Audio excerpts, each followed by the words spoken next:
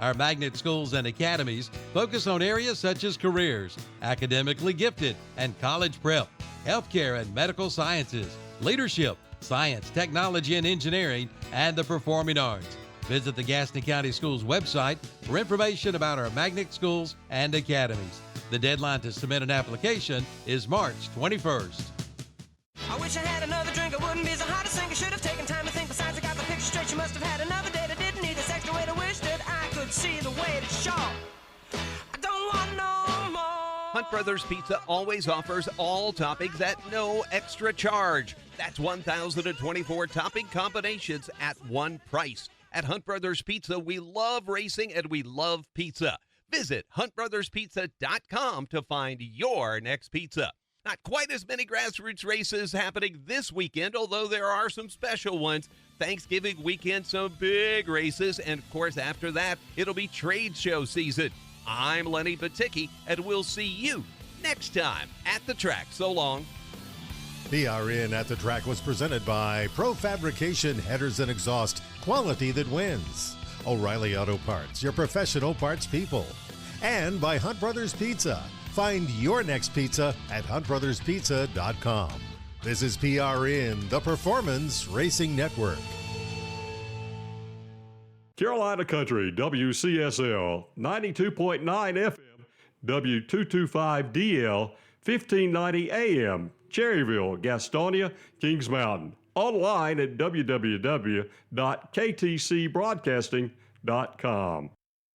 Every weekend right here. Start your engine! Welcome to Kyle Petty's Back Then Again Country Countdown alongside the NASCAR legend. We're Charlie and Debbie. Yeah, I think a lot of people thought they were going to lose their girls to Carl Edwards. Have you ever seen Carl Edwards? When he first came around, I didn't know he had a shirt because he never seemed to have one on. He can't even bait a hook. It's Kyle Petty's Back Then Again Country Countdown with Charlie and Debbie. Friday afternoons at 3 p.m. on Carolina Country, WCSL, online at ktcbroadcasting.com. Tee it up for a great golf experience at the Cherryville Golf and Country Club. And yes, the course is open to the public 7 days a week. For your tee time, give them a call, 704-435-6597. Tune your game up with their driving range. And on Friday, come on out for the Captain's Choice starting at 5:30. And for that special event, keep the Cherryville Country Club in mind with several event packages available. That's the Cherryville Golf and Country Club, 200 Club Drive, Cherryville. Online at cherryvillegolf.com. Even Grandma would be jealous of the Grill Snack Bar inside Medical Center Pharmacy in Gastonia. It's an old-timey drugstore grill, kind of like Sutton's in Chapel Hill for Utario fans. It's where many items are homemade, including fresh chicken salad and pimento cheese. Get the hottest pinto beans in Gaston County with homemade cornbread, just like Grandma used to make. Plus all kinds of sandwiches, plates, salads, desserts, and daily specials. You got to try it. The Grill Snack Bar inside Medical Center Pharmacy, 515 Cox Road in Gastonia. The Grill Snack Bar is open 8:30 a.m. to 2 p.m. Monday through Saturday, closed on Sunday. Medical Center Pharmacy now has 2024-25 North Carolina Tar Heel basketball calendars for sale. Get ready for spring and summer with a pre-spring checkup from Shelby Heating and Air. Now, for a limited time, you can get a cleaning checkup of your heating and air conditioning system for just $69. But hurry, offer will not last long. Since 1977, Shelby Heating and Air has been keeping the folks in this area warm in the winter and cool in the summer with Lennox heating and air conditioning systems. Give them a call at 704-487-7877 or visit the website at shelbyheating.com. Like them on Facebook, too. There's nothing like cash in your pocket, especially if you can turn your scrap into cash with the help of Gaston Used Auto Parts and Recycling in Gastonia. For over 25 years, this locally family-owned and operated business has been giving some of the best prices for scrap. They take tungsten scrap carbide, as well as stainless steel, aluminum, copper, and brass. Need help? Gaston Used Auto Parts and Recycling will supply you with a roll-off container to help make your recycling easy. Turn your scrap into cash with the help of Gaston Used Auto Parts and Recycling. 305 Dogwood Street in Gastonia. Call 704-827-9468. Online at GastonUsedAutoPartsAndRecycling.com. Don't miss the Dodge President's Day sales event at Abernathy Chrysler Dodge Jeep Ram in Lincoln. Just announced. Lease a new 2024 Dodge Hornet RT for $278 per month for 24 months. $39.99 total due at lease signing. No security deposit required. Lease payment term is factored in. A $6,500 EV incentive provided by lender. See dealer for details. Don't miss it. The Dodge President's Day sales event at Abernathy Chrysler Dodge Jeep Ram, 1442 East Main Street in Lincoln.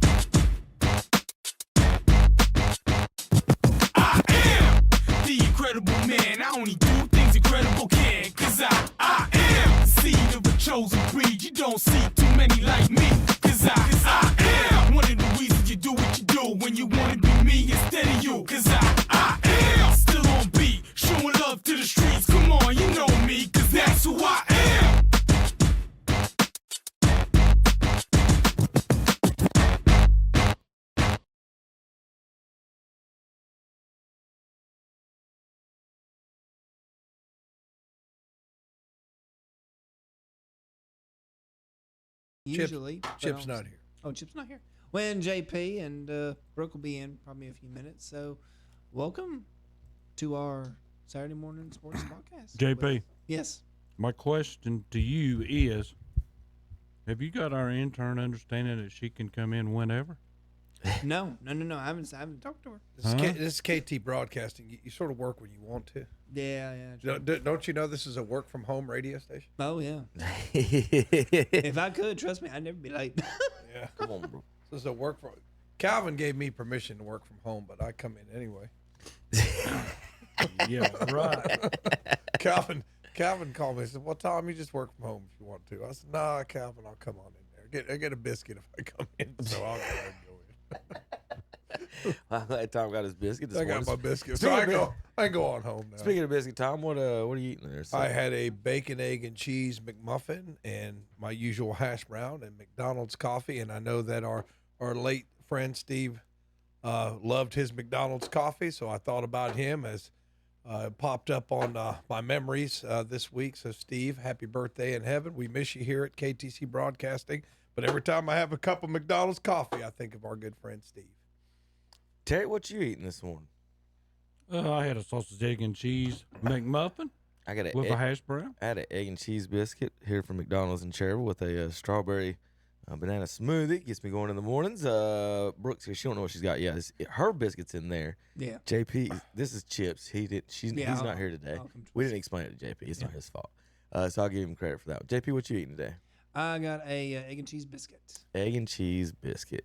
All right, Tom. So we're explaining to Miss Brooke on timing and how things work, and like when you play. So when you play sports, or anything, and they tell you something starts at 8, what time are you supposed to be there? 7:45. 15 of them at least early. Now, with that said, in things like radio or TV or things like that. So JP, you work where? At Ingalls? Yes. So if JP shows up 15 minutes late, somebody else scans their food in. But when JP shows up late here, we can't start the show, believe that or not. Hey. Just go. It's in our line of work. You're the last line of defense. So like if you're late for a radio broadcast, you're screwed. And in the other world that I do, like I'm a driver's ed instructor. Well, I just call people, hey, I want to be 15 minutes late. It's cool. It's no big deal. But if you're 15 minutes late for umpiring a baseball game, you're in trouble. Because when you walk out on the field, Terry, you know everybody's already mad at you. So there's some things that you'll learn in life that some things you have a little bit of flexibility in, but We're some not picking things on you you. don't. We're picking we on were you, on, we were on something before that, but yeah, we're picking We're on you. but picking not on picking you. We are, but we're Well, you're a not. high school kid. I'm a high school teacher, so I give high school kids a hard time That's routinely it. every single day. True. Well, my Kevin, my student teacher saw me. There was a couple boys running down the hallway. Yeah. So I just stuck my arm out, and that boy ran into my arm and stopped. And I said, "Hey, man, you gonna run somebody over? This kid's about 6'3". You know, he's a big old kid." I said, "You can't run in the hallway, man. You can't do that." And he just kind of didn't say anything. I said, "All right, man, just knock it off." So I walked back, and my student teacher's looking at me like, "Oh my God, what did that guy just do?" And then he goes, "I think I need to talk with your principal." He's like, "What?" He goes, "Well, I need to ask what I'm allowed to do." And I was like, "Well, you can get away with it if you've been teaching school for a long time." So if I can get away with clotheslining kids in the hallway, I could probably get by with giving somebody a little bit of a hard Tom, time. I'll give you some credit on that when I have a scar right here in my eyebrow from a kid running out of a classroom. I know. And hit me.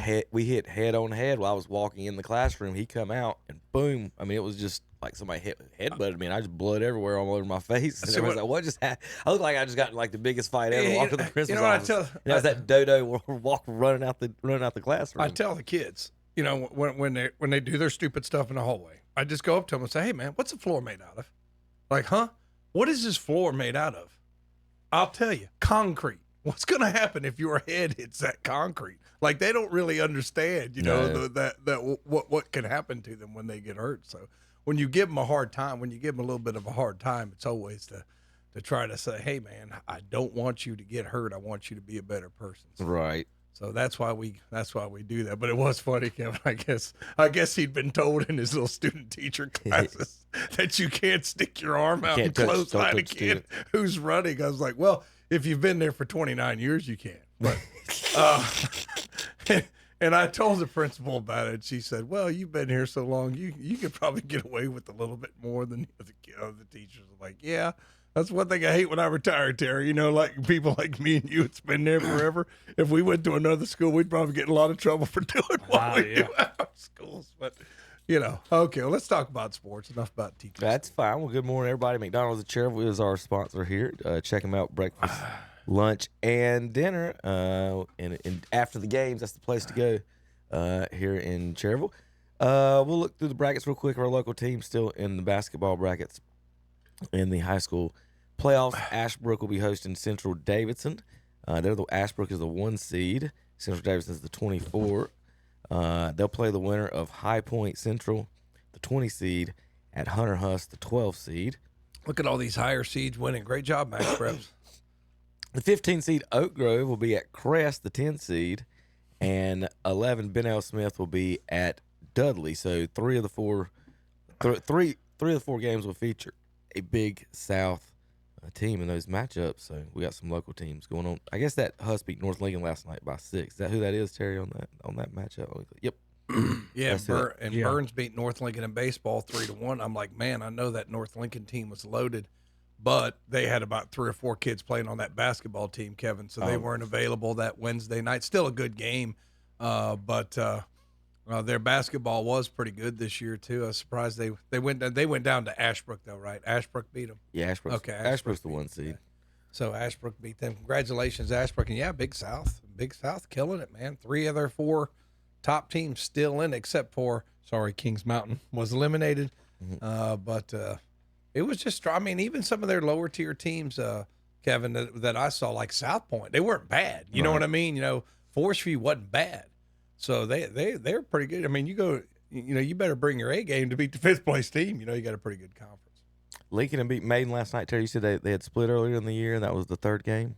Yeah, this was their 4th game. So they end up being 2-2 against you. Maiden won the first 2, and then Lincoln and won the last 2. Won the tournament championship, and then turned around and beat them right automatically and put them out. You know, I don't understand a lot of this Max Prep stuff because Lincoln has jumped into this tournament first people they play was West Caldwell. Then you turn around again and play another team out of your own conference, Maiden. Come on, man. Move this stuff around. You shouldn't have to go to your tournament and play these teams and then jump straight over into the NC playoff tournament and play them again. Terry, I got one better. Burns played Shelby 4 times. Well, that's what this was. This is the fourth time they played. And unfortunately for Burns, they got beat all 4 times in close games. But, yeah, I mean, the first round of the playoffs was Burns and Shelby. Yeah. Now, the advantage is you don't have to travel, because it is expensive to travel. But I guarantee you the place was packed because every game that these two squads have had all year long have been sellout crowds. Hot dog money. It was a good crowd at Crest last night. I was glad to see some people coming back to the basketball games. Of course, Terry, one critical moment in the game, a kid got an and one. He lays it up, gets an and one. Here comes the student section onto the court like the game was over, but there's like 3 minutes left to go in the I game. was just about to the student section get kicked out again this time. No, the referee came over. Now the referee was one of these demonstrative, it's all about me, all eyes on me. You could just tell he was one of those guys. Lordy. So he went over to the student section and made all these and just like pointed at the principal. And I'm going to give a little bit of a shout out here to Jeremy Shields. Jeremy did a pretty good job. He went over there and, he's an old football player, old offensive lineman. But he got up in front of the crowd and says, "Get back." And they sat back. He said, "No, back or leave." And he made them go back another row in the bleachers. So good job, Jeremy Shields over there doing a good job getting his kids. And I know the kids get excited, but you can't run out on the court, Terry. That's a safety issue. I mean, the game's still going on. When the game's going on, they're lucky he didn't give a tag. I mean, they could have, but good job, Coach Levine, and they trailed the majority of that game, and were able to come back. And when I was keeping track, Brent Pasco has taught me how to do better stats, and I started doing the offensive rebounds. I said, man, I need to get the offensive rebounds because they make a difference. Crest in the overtime in the second half and overtime had 13 offensive rebounds. Terry, 13. I mean, that's almost. Who had that many? Crest. And I think in the whole overtime and the overtime and second half, I think that Northwest Cabarrus had 2. Really? Good job, Dennis. What did I say? Oh, but I was at the game. Terry, good Lord, Terry. I don't mind it. You can't talk about anybody that Terry doesn't like. What? I mean, we were talking about Lincoln, and then all of a sudden we ended up on Crest. I'm sorry. Go ahead. That's the game. I've seen this before. Go ahead. Every Friday night. Go ahead. I've been insulted to this. I've been insulted so bad I've been silenced. That's just the game I was at, Terry. We appreciate you, Tom. Go ahead. Yeah. Go ahead, finish up, Terry. I'm sorry. You boys don't know 150 goes in the league. That's what I'm saying. I wasn't there. Terry, were you at the game? Terry, did you attend a basketball game? No, I was doing the referee. Okay. Yeah. Okay. So, he did not attend. He didn't. Just for the record, he did not attend a game last night. I did not. You're right.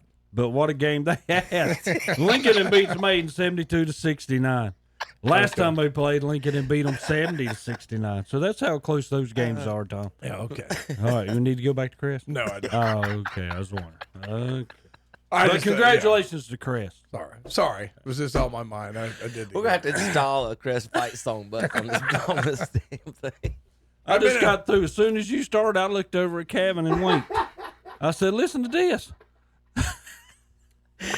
I was at the game.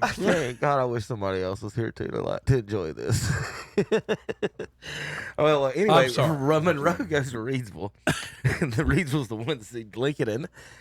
They'll be at Salisbury. Yeah, Salisbury next. 81-46 over Pine Lake Prep. No trouble. Oh, good grief. Are they that good or are they Pine Lake Prep? That's true. You never know. Well, Pine Lake Prep won a game. They beat Lexington, the Orange Jackets. So they're at least there. So that's who's on the west side on that. And then North Surrey will be hosting Lincoln Charter. And then now Shelby will be hosting Bandy's after Shelby won last night 95-65 over the Owen War Horses. And Bandy's beats Forest Hills, who knocked off the 2 seed Randleman in the first round.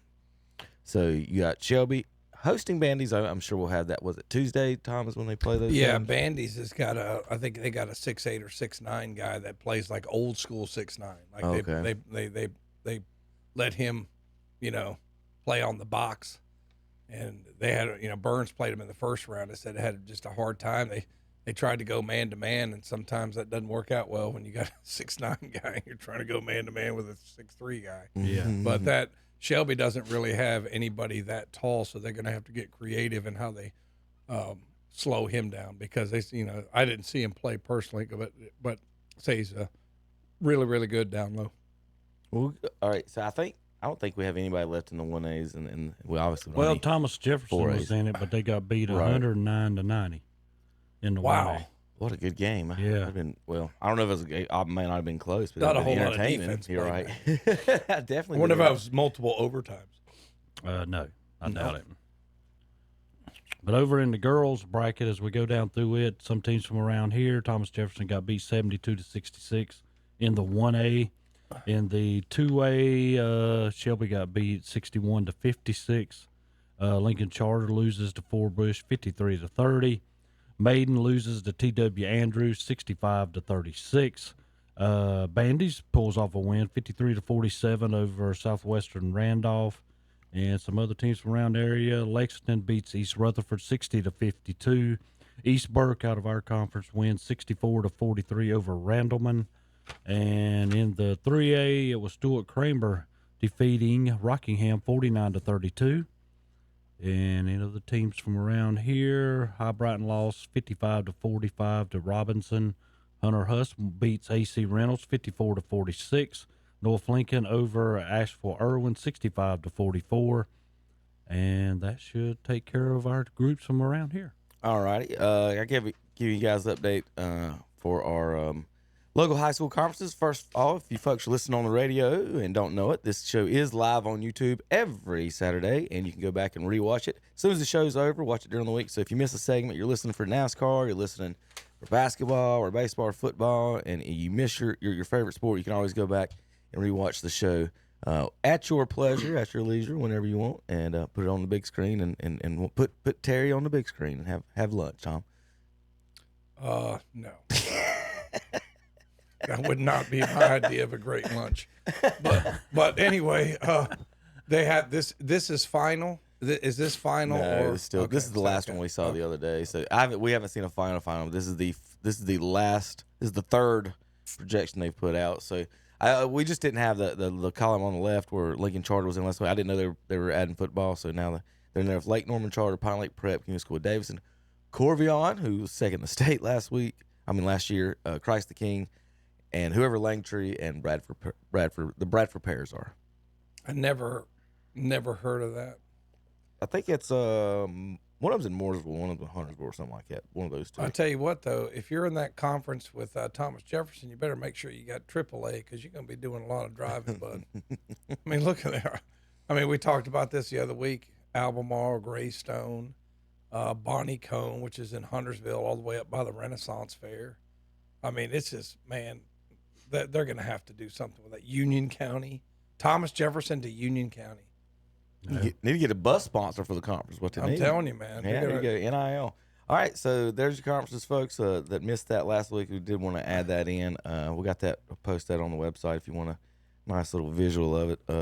I just think they need to go back and when they have these conferences, then go back and have somebody take pictures of your visiting squad in the stands. Oh, you talking about the fans and stuff? No, well, and we said this last year. Someone at whether it's Highland Tech or whether it's Shelby or Burns needs to personal invite, send a letter to Q Tucker and anyone else down in the state. You know what, Tom? They don't even have to come down here. I was going to say, invite them to come down. We'll feed them all the hot dogs and bologna sandwiches they want. But we broadcast the Burns game. How about we just send them the link and say, you guys watch this. Watch this and tell us what you approve of in the state of North Carolina. And like we said last week, it's just a health safety risk 100%. And more than anything, it's not people get beat and that's what they. But there's not a soul on this side of the state would want Burns and Shelby having to play Cherville and Highland Tech and Bessemer City, all them again. Well, wouldn't you? We just come out of that. The main thing that I think that you want in putting the conferences that I want to get that is I hate these if we're getting to 40 before even halftime, and we're talking running clock before halftime in these games. You're putting them in the same conference with them. That means if that's the case with anybody, they shouldn't be in the same conference. Whether if you schedule them, out of conference or whatever, but if you're up 50 and 40 at halftime, then you shouldn't be playing the same sport like that.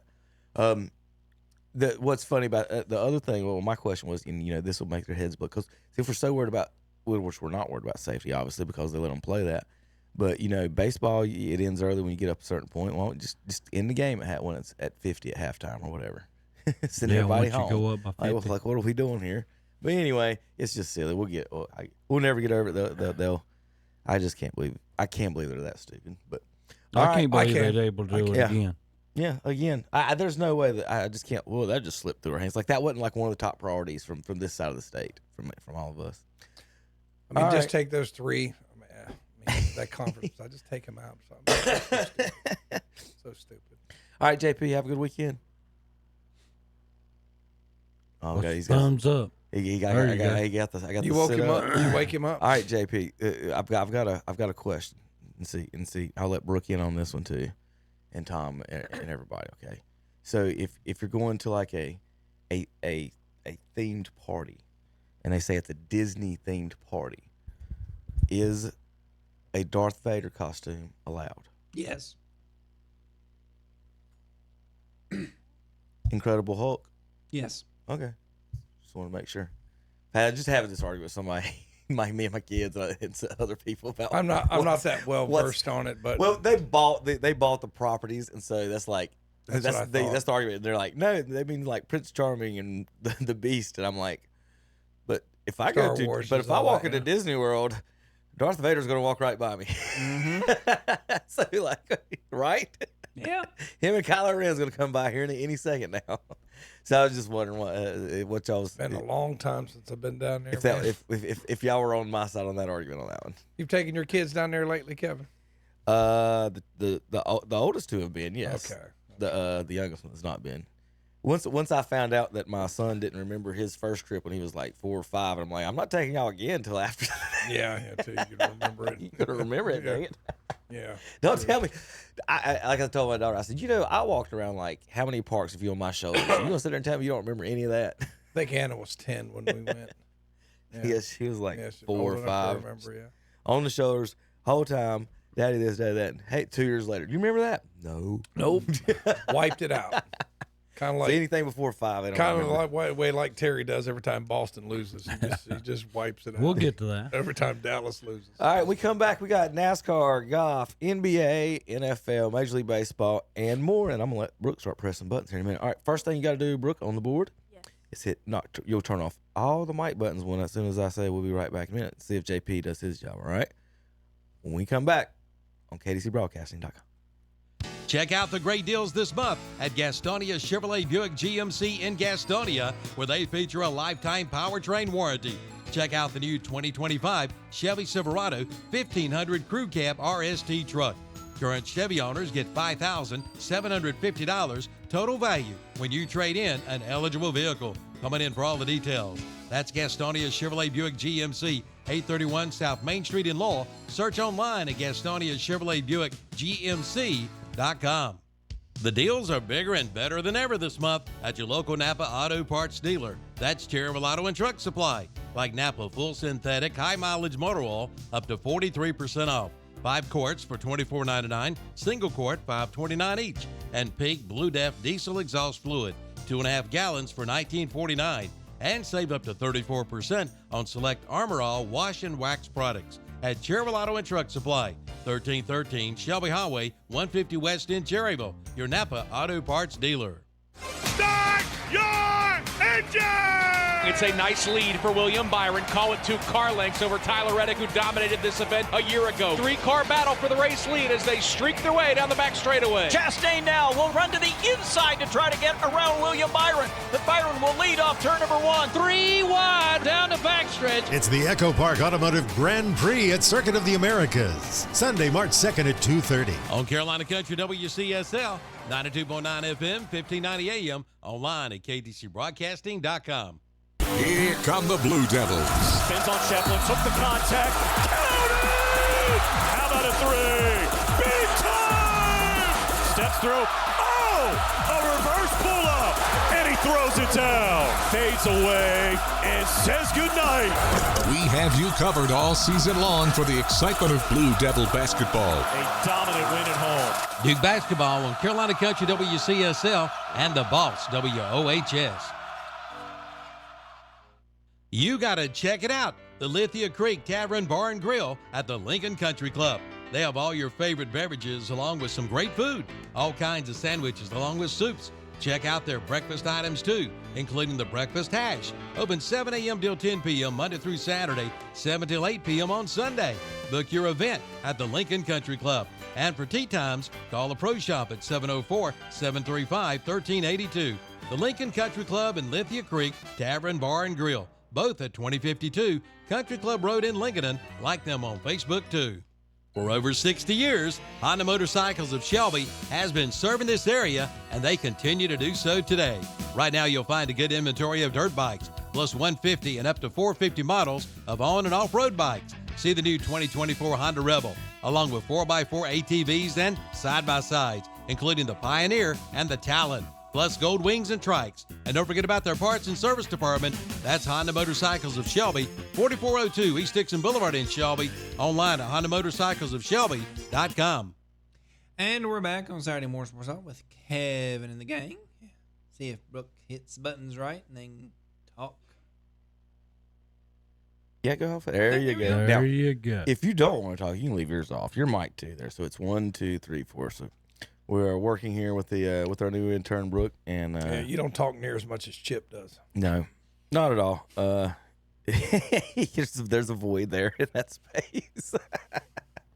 This morning.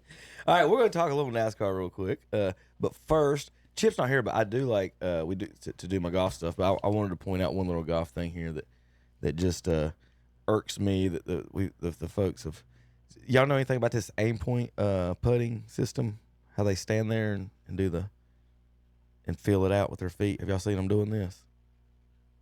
Yes. No, I've kind of been away from it. All right, so there's this new way of reading the greens. It's called aim point, and you're supposed to use your feet to stand in the line and feel it out. And I'm just that however you want to read your putt or whatever, fine. But we all know. At some point, we showed what was that the shot yesterday? It took that guy 2 minutes to shank in the ocean. He's a pro, and it took 2 minutes to shank in the ocean. This is the issue we have with aim point putting right here.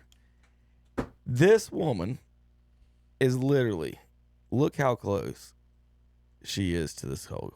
For the folks listening on the radio, the ball's basically at the back of her foot and the toes. And her toes are at the hole. I'm guessing that lady, Tom, doesn't wear a size 10 or 11. It's probably like a size 7 or 8 there in ladies. And that's what she's doing to measure how much break is in that putt. Yeah. I'm going to tell her from this far away, and any of you listen if you're playing golf out there, if the putt's less than 2 feet and you don't hit it straight and hard, I'm just going to say, just put it in the back of the cup. Back when I played golf, if you would have walked that close to the cup, somebody would have hit you in the face. Right. That used to be the rule. You just don't do. I mean, unnecessarily putting your footprints. How can you be a professional and look at that putt and think, I need to do that right there to make sure I know which way this thing's breaking? I promise you, lady. If I want to know how long it took her. That's what I'm saying. Put it in the back of the cup. Golly. Biggest tip I can give you. If you're within 2 feet, straight and hard, right at it. And if you miss it, you miss it. It's the same percentages if you go up there. I don't even play try that to hope game. It's going to break. But I'm not doing that. If you think it's going to break a foot. It's just so stupid. This drives. I wish I got one more example here of another guy doing it, and the folks are somebody said straight to jail for him. Let's find him. But yeah, they haven't done enough to make me to have enough proof of it. You know what I mean? To make you think that it's worth it. You understand what I mean? Like, it's not like the guys are doing it are winning all the tournaments. So this guy, well, I'll get his name here in a second. This is him reading his putt. Now, we showed you the guy a minute ago or the other day take like 2 minutes to shank one in the ocean. Now, Terry, we can just sit here and talk while this guy reads his putt. Like, there's nothing like, you can go to the back. Brooke, you want to go to the bathroom? I know you're a little late. You can take a break here if you want, because it's going to be a while for this cat. And we're still reading the break. I would not want to play with him. Right. I'm trying to wait for his name. I'll see it on the tweet. With all respect, I'm sure he wouldn't want to play with you either. Yeah. Well, this other guy's already looking at his shot. I'm sure by the 5th hole he'd be tired of hearing about Draymond Green and the Dallas Cowboys. Good. I'm sure he'd go play with somebody else. He'd be tired. He'd be tired of hearing that. Well, we are a minute and 10 seconds in, and now we are placing the ball. So we've been reading the ball mark, Terry. So that was a minute 10. Just think if you're playing with him. And you got what if you got like a 4-footer, 3-footer tap in, you're just sitting look at this. And it's 95 degrees outside. Humidity's bad, and you're stuck out there with him. So now he did the routine looking at it with a marker. Now we're going to do the routine with the ball. Let him swap and miss about 4 or 5 times. We're 140. You mean practice play? Yeah. Swap and miss. That's a new golf term I've never. Oh, and finally he hits the putt, and of course he misses it. The percentages of time on like those 10-footers are only like, and I'm making this up off my top, it's like 30% from the pros. It's not even like high. So it's like, so to do that is like basically staring at a 3-pointer for a minute. You're either going to hit this or you're not as a pro. Like, that's what that. And then that lady did a little aim point thing. So yeah, there's your. Brooke, you play golf? I've played it before. You don't own clubs? No. Okay. I own clubs, but they're old. Yeah. All right, let's do a little NASCAR, Terry. How about Kyle Busch this week? Well, a lot of close calls. I mean, he wasn't even clear on me. I had to lift, and he put me in the fence off of 2 in the first stage, So he's just trying to plug holes and do it last second and last minute, and, creating log jams on back, and it's just do it at the end, do it in the last 30 laps, not in the first 230. We're talking about Horseville? He had a fast car. So he had a fast car, and he was doing a lot of moves with it to get himself in position. I mean, he came from behind me when they stopped for tires, and we didn't. So, he had a fast car. So, give benefit, but it's also just circumstantial of where we're all at in today's age with the cars. I mean, we're all given the same stuff, and he's making a lot of bold moves to just try to make the most of it. Now, Tom, who's saying that? Terry's hero. The king of pushing people out of the way. Now, yeah. Terry, and now you know it and I know it. He drove like Kyle Busch, and he drove pretty good. Horseville? Yeah. He drove okay. Kyle Busch was in the points. Tom, if he had a 7 on his car, that would have been no. He would have been one Kyle of the best Busch you've ever was seen. In the points until he come up and kind of rooted Kyle backwards, and Kyle had to lift because if he didn't, he's going to run all over him. He's the classic example, Terry, of the guy who's rude to everybody and then complains when you're rude to him. That's what he is. He complains about what he does. So if you're going to do the same thing, just say, well, he beat me at my own game. Why don't you just tip your cap to the guy? He pushed you out of the way. Get over it. Quit crying. He's just a big baby, Terry. No, he's all not he does is cry. God almighty. It's like listening to you in here crying every day about whatever.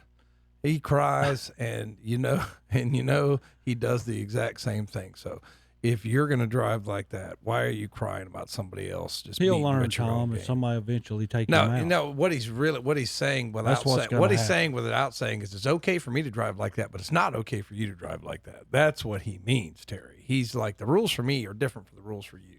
And we know there's plenty of people like that out there. And he's just one of those folks.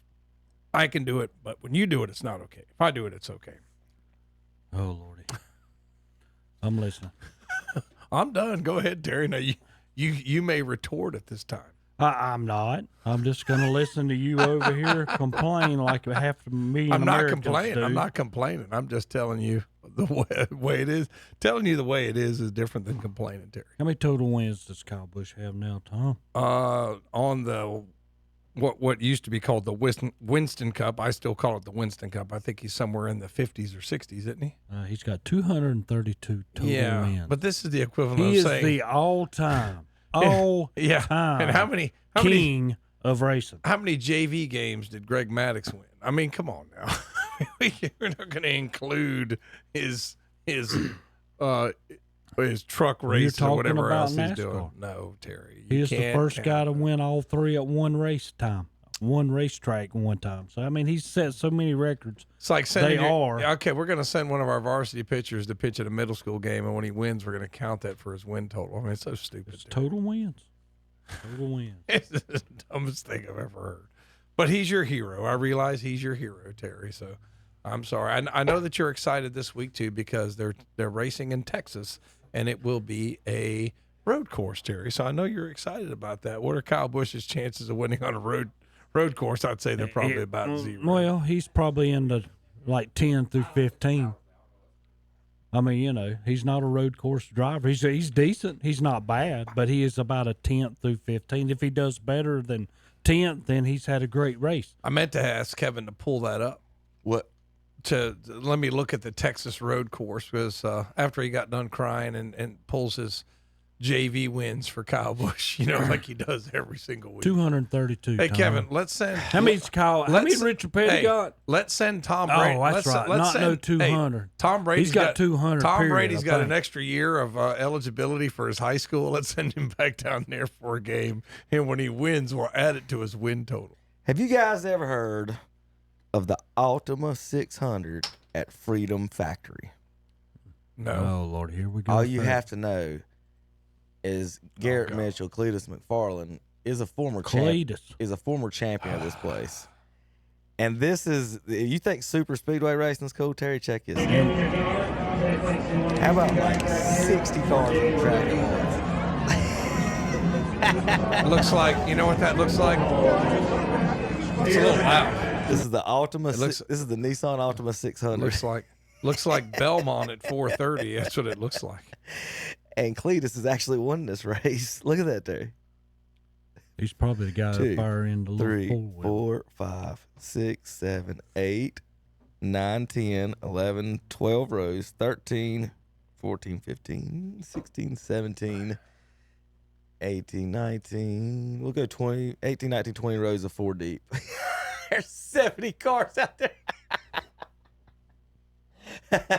Would you like that, Terry? How many beers get down during that race? I'd rather be in the back or the front. I was about to say, don't they have to wreck every like 5 seconds in that?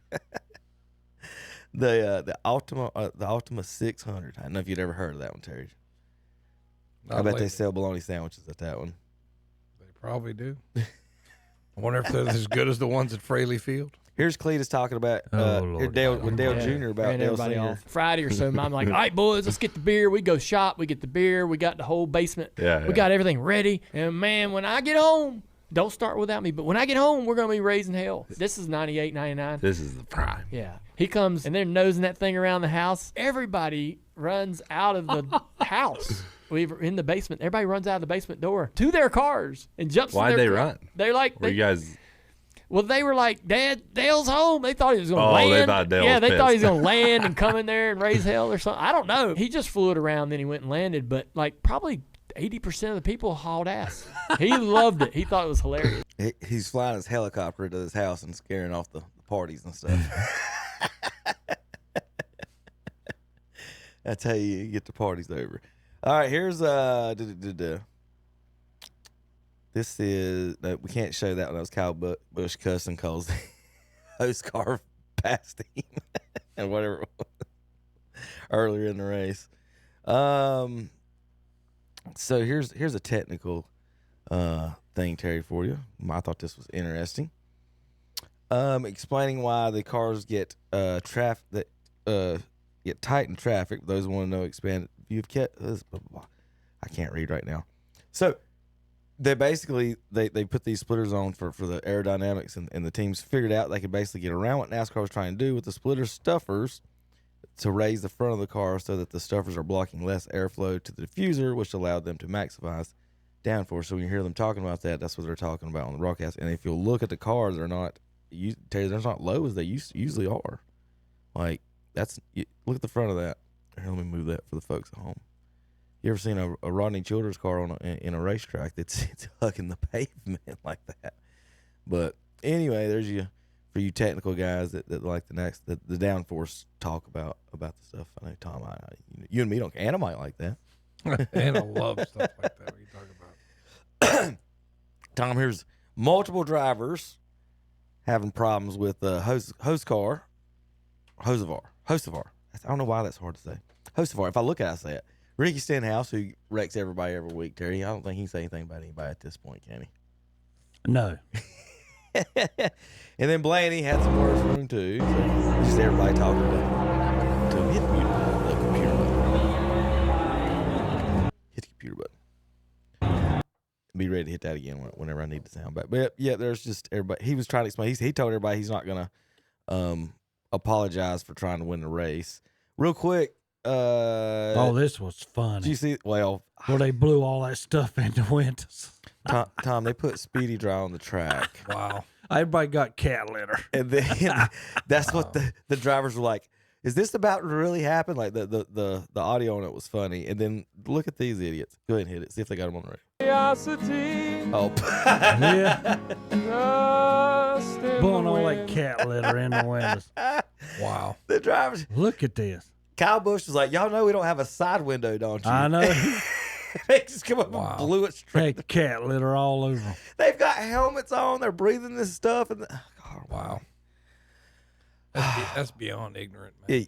It is. Like some of the things they do. So here's Hocevar's thoughts after the race. That's right, Chris. Carson Hocevar comes home in second place today. Career best finish for you, Carson, but I got to ask you, there was a long line of guys here to talk to you. Ross Chastain, Ryan Blaney, very aggressive race out there. What did they have to say to you? I mean, I'll just leave those to myself, but first off, apologies to Larson and HMS, Mr. H, everybody. They help us out a lot, and I didn't realize we weren't racing back to the line. The last two nights were kind of that way, and I hit the 20 to get them out of the way and filled middle. And a little bit longer, maybe we win the race. So, but big thanks to Spire Motorsports, Chevrolet, everybody, Delaware Life. I normally ride in the back and run last, and it was try to get a good, decent finish. And for how bad we were at Daytona, I was no riding. So, yeah, I mean, there's some stuff I got to learn and clean up a little bit, but I feel like we put ourselves in the perfect opportunity to try and win a race. I've never had that opportunity really before, especially on a super speedway. So just big thanks to everybody at Spire Motorsports. They deserve, all the praise. I just get to hold the wheel and run wide open. And so all kinds of controversies this time about like if I can get to it, I'll show you in a minute. But like, he's a Chevy guy. He pushed a Toyota guy in a super speedway race, basically. But like, and Danny was trying to explain to the folks on his podcast that at this track, because it's so much shorter and smaller than Daytona, is that you don't have time and the ability to link up like that, like you would at Talladega and Daytona. So you can't really blame him for that. He had a fast car. He bumped right out the way and went in the hole. But yeah, Denny was talking about, so that's what he was talking about when he said he wanted to apologize to Mr. Hendricks and stuff and everybody, because I guess they're going to get a talk. I guess they're going to get a talk about the Chevy thing. You know one thing, I will give him that much credit. He listened. Right. But like, is that not like, should that even have to be worried about that at that situation? Like, now I got to apologize to Chevy because I'm trying to win a race. Like, no, I think it does, because he's young. It's his first year really being competitive in the NASCAR part of it. And he's got to learn, because you're older people, and if you don't think it don't happen, ask Ross Chastain what happens. That's when Denny Hamlin took him out of a race at Pocono on account of things he had done. You even saw Kyle Busch even fade back because he knew what Denny was getting ready to do. And you just don't do that. The older guys will come back and get you if you do not learn. I was around with the Mark Martins Denny Hamlin? and Tony Stewarts and that. So I saw a different type of racing back then, and so I thought that was the gold standard. Racing went through a cultural shift of, just knock everyone out of the way and it's okay, and there's no art to passing anymore. You wipe people out, and that's probably the only time in which Carson has been racing competitively, and so it's all he ever knows. One of the best our sports have ever seen, Jimmy Johnson.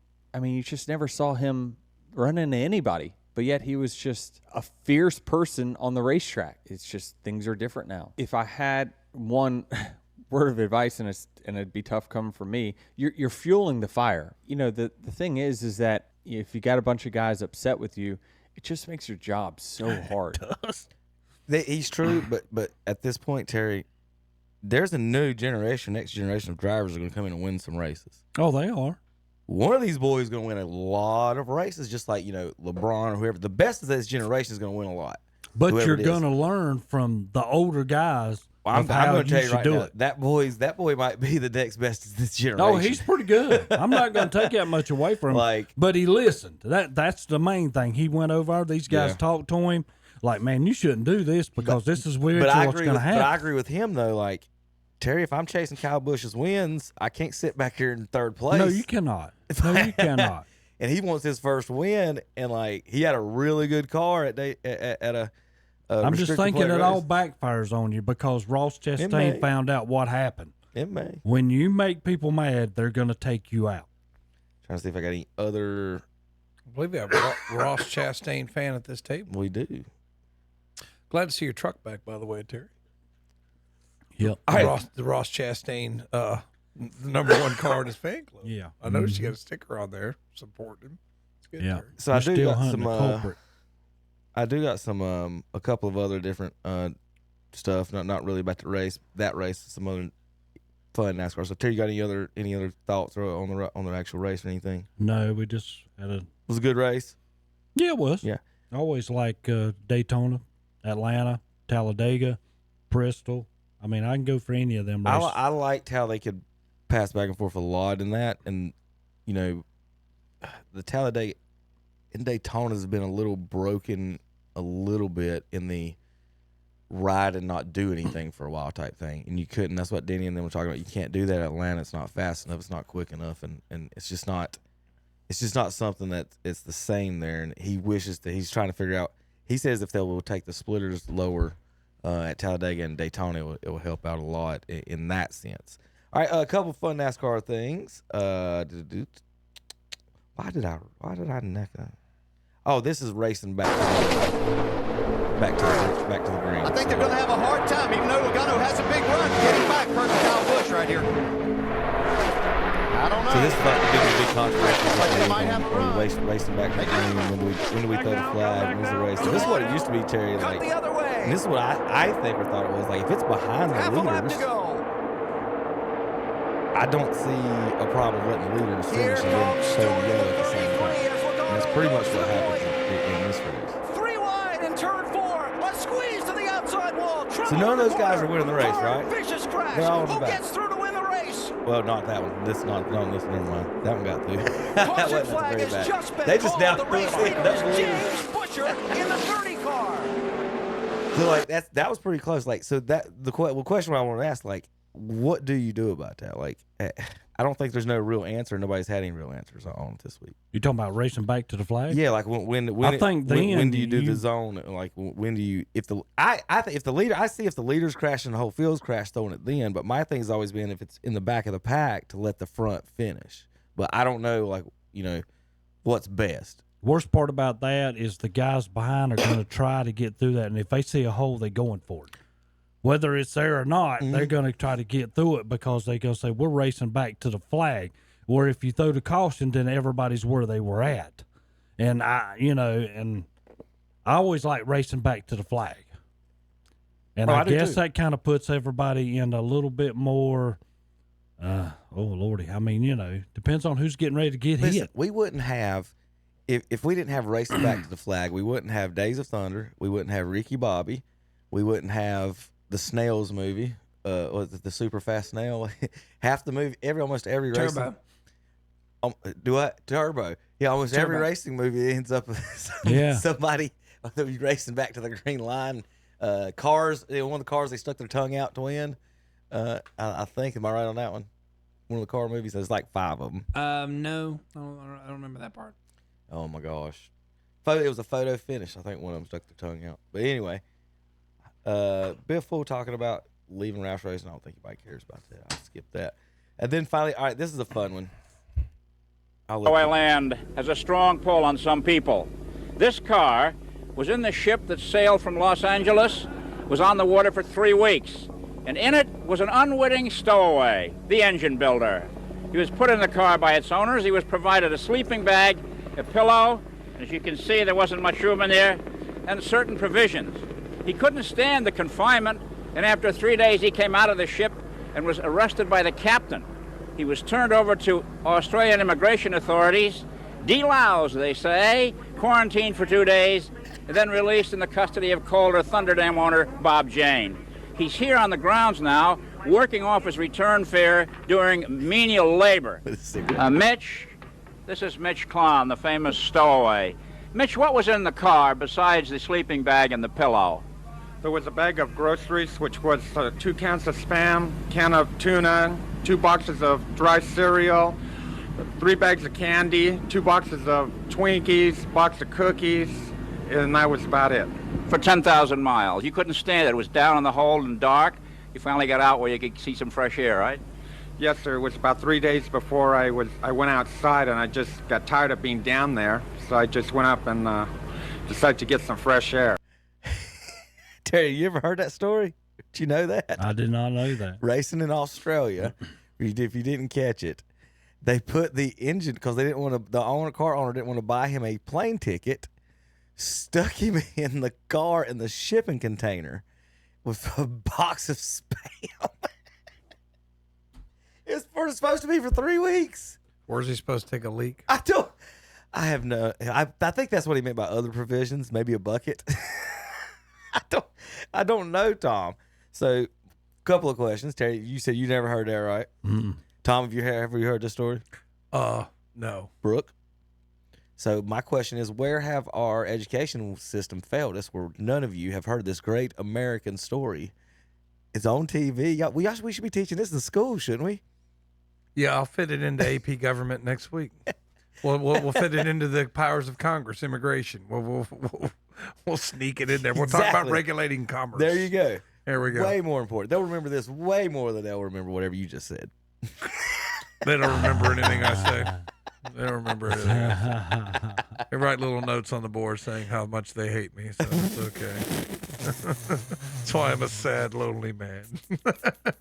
I want an ISS job like Terry, so I'm not judged by people like Kevin who say every word out of their mouth is the failure of the education system. Because we don't know about a stowaway who was pissing in a McDonald's cup for 3 weeks. We don't know about him. So. Tell me about commerce and trade. Who cares? Yeah. All right, I think the last one I got is that's about it. But how about this, Terry? And, how about racing? Crash. He loses the rear. He loses the rear. How about wrecking at Daytona on a motorcycle? Yeah, think of that. Like that, as soon as he kind of drops I've never down seen him on the banking little like bit, that, it so I saw the stepped highlights. out I've got and to watch cost him. this. And here's the other one, and this is the bike sliding along. It hits the bike there, flames as well as the fuel ignites. Man. Everything sounds so much more dramatic in a British accent. Because watch this. This is quick thinking. He can see his bike now on fire, and no marshals there yet. You got to put something on it to put it out. That's quick thinking. And another rider goes down right in front of us in the commentary box. And monster crash. He loses the rear, and over the top he goes. And sorry, Roger, I made you jump there. You nearly high-sided in front of me. That was a bit. Say what? But I want to show you, Terry, that wreck right there in Daytona on a motorcycle. That's just. I want to know how fast they were going at that point when he did that. All right, JP, you about ready in there? So JP's got to go to the other room to hit the button because we lost the monitor's power in there. I don't know the answer to that one, but he'll take care of us. Yes. All right, let's see, Brooke. All right, we'll be back in just a moment on KDCBroadcasting.com. I work my tractors really hard. I give all they've got. I demand as much horsepower as they can possibly give me. I tell you what, I've had these Coyote tractors for probably 10 years now. They've served me well. Been good. Your Coyote dealer is Weston Sells, Highway 18 North, the 27 West intersection in Vail. Get up to $3,000 off select Polaris off-road vehicles at Full Throttle Power Sports in Lowell, or get financing as low as 1.99% APR for 36 months. But that's not all. Get up to $1,500 bonus bucks on new Honda Pioneer, Prowler, Talon models, and rev up the new year with the new Slingshot. Get $1,000 customer cash, or financing as low as 1.99% for 36 months with no money down at Full Throttle Power Sports, 100 Indian Walk in Lowell. Online at ncfullthrottle.com. There's no background music or sound effects in this commercial as to draw your attention. Maxwell B. Hamrick Insurance has a long tradition of meeting the insurance needs of its customers. Maxwell B. Hamrick continues offering you the best policy possible by insurers that are proven and trusted. Make sure to ask about the companies they work with when you talk with one of their certified agents. Maxwell B. Hamrick Insurance, 116 North Main Street, Boiling Springs, 1719 South Lafayette Street in Shelby. Is there any and truth to MB Hamrick. Hakeem INS.com. Lead Therapy, located at 5124 East Dixon Boulevard in Kings Mountain, is a 6,000 square foot, fully stocked gun store with the best selection and prices around.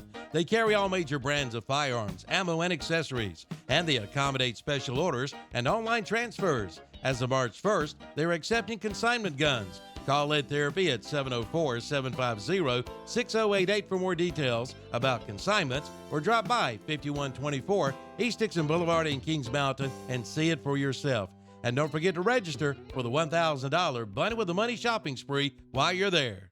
Tax time is here, and since 1961, AgControl Business Services in Gastonia has been serving this area with the best in income tax service. And you're dealing with IRS enrolled agents with over 120 years of combined experience, and get same-day service, and most returns are processed right while you wait. Get electronic filing too, and while there, shop Nest and Canvas Custom Jewelry. AgControl Business Services, 428 West Main Avenue in Gastonia. Call 704-864-8767. Open Monday, Tuesday, Thursday, and Friday, 9 to 6. Call for Saturday hours. Closed on Sunday and Wednesday. Attention John Deere shoppers. James River Equipment's Blue Tag specials are going on now. Which means huge savings on compact and utility tractors, residential and commercial mowers, Gator utility vehicles, and more. Visit jamesriverequipment.com/Blue Tag for more. Get up to $2,500 off MSRP on John Deere riding mowers, up to $3,000 off MSRP on John Deere commercial mowers, and up to $10,000 off MSRP on John Deere utility tractors. James River Equipment Company, Highway 180 North, Shelby. And welcome back to Saturday Morning Sports Talk with Kevin and the gang.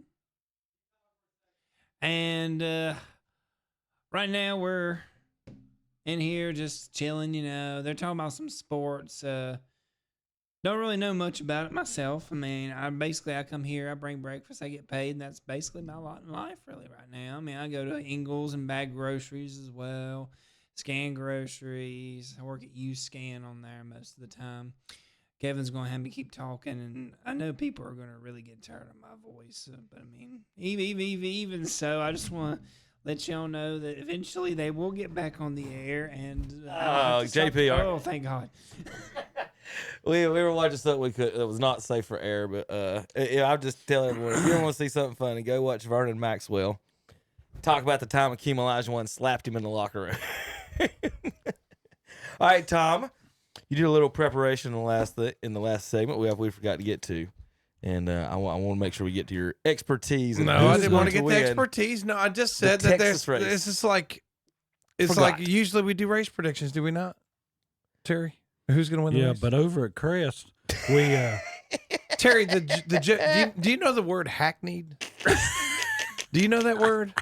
Because you wear you just keep going back to the same thing. It's hackneyed. All right, Tom, they're at Texas this week. I was just doing a little research for the show. What you got? And I think this is where Ty Gibbs gets his first win, starting on the second row. He's had some top 10s, had some top 5s, no wins. Ty Gibbs wins at Texas tomorrow, excuse me. What do you think, Terry? Ty Gibbs? Yep. Think he's going to win? Okay, wasn't he way at the back? No, he's on the third row. He's on the third row. I mean, excuse me. I think it's starting third. He's in the second row, Terry. He's in the second row. All right. So I'm just making a bold prediction there. I think Ty Gibbs is going to win. Who you got, Terry? Who you got? Ross Chastain? Is that who you got? I mean, I know you're a fan. I'd probably take Christopher Bell. Christopher Bell, I believe, won. Did he win it last year? He won this week. Yeah, I thought he won this race. No, maybe it was Byron that won this race last year. They cut the track in half basically to help with my office middle one this way, right there. Yeah, on my desk. Oh my gosh, JP, go down Brook, get the sports schedule off my desk. See if you can figure that one out. So like a part of it is on that road course, Tom. It's when you have a caution, it takes like an extra couple minutes it does, to go around the whole track and everything. So how many miles? I didn't even look at the track. I just heard about. I was listening. 95 laps, 228 miles. I can't remember exactly the distance on it. Let's see if it's probably a little over 2 then. Let's see if it says it on here. But I just know how much Terry loves road course. He's probably not going to watch. Yeah, he's probably. Are you going to watch, Terry? Is it on? I just don't know what else you're going to do with your Sunday afternoon. I mean, you can listen to the Focused Health Xfinity Race Series today at 2:00 here on 92.9 FM, and then tomorrow the Echo Park Grand Prix coverage starts at 2:30 here on. You said they'd already qualified. WCSL. I didn't say anything about them qualifying. Did Tom have it? Yeah. Thought I had the starting lineup. That's why I predicted Ty Gibbs. Oh my goodness. Is that right, Terry? I don't know. I can't find it. That's the problem. I see an entry list. I'm trusting Tom on it. I didn't. Well, I mean, I would trust him until I find it. Yeah, trust me until you find it. That's what I thought I saw when I looked it up on the Google machine. I trust him until I do all my research and find out he's full. Yeah, I thought I found it on the Google machine that he was in starting third in the second row. So I said, let's go ahead with him. That's what I had. All right, so we'll do a little basketball since we were watching a little basketball. Basketball.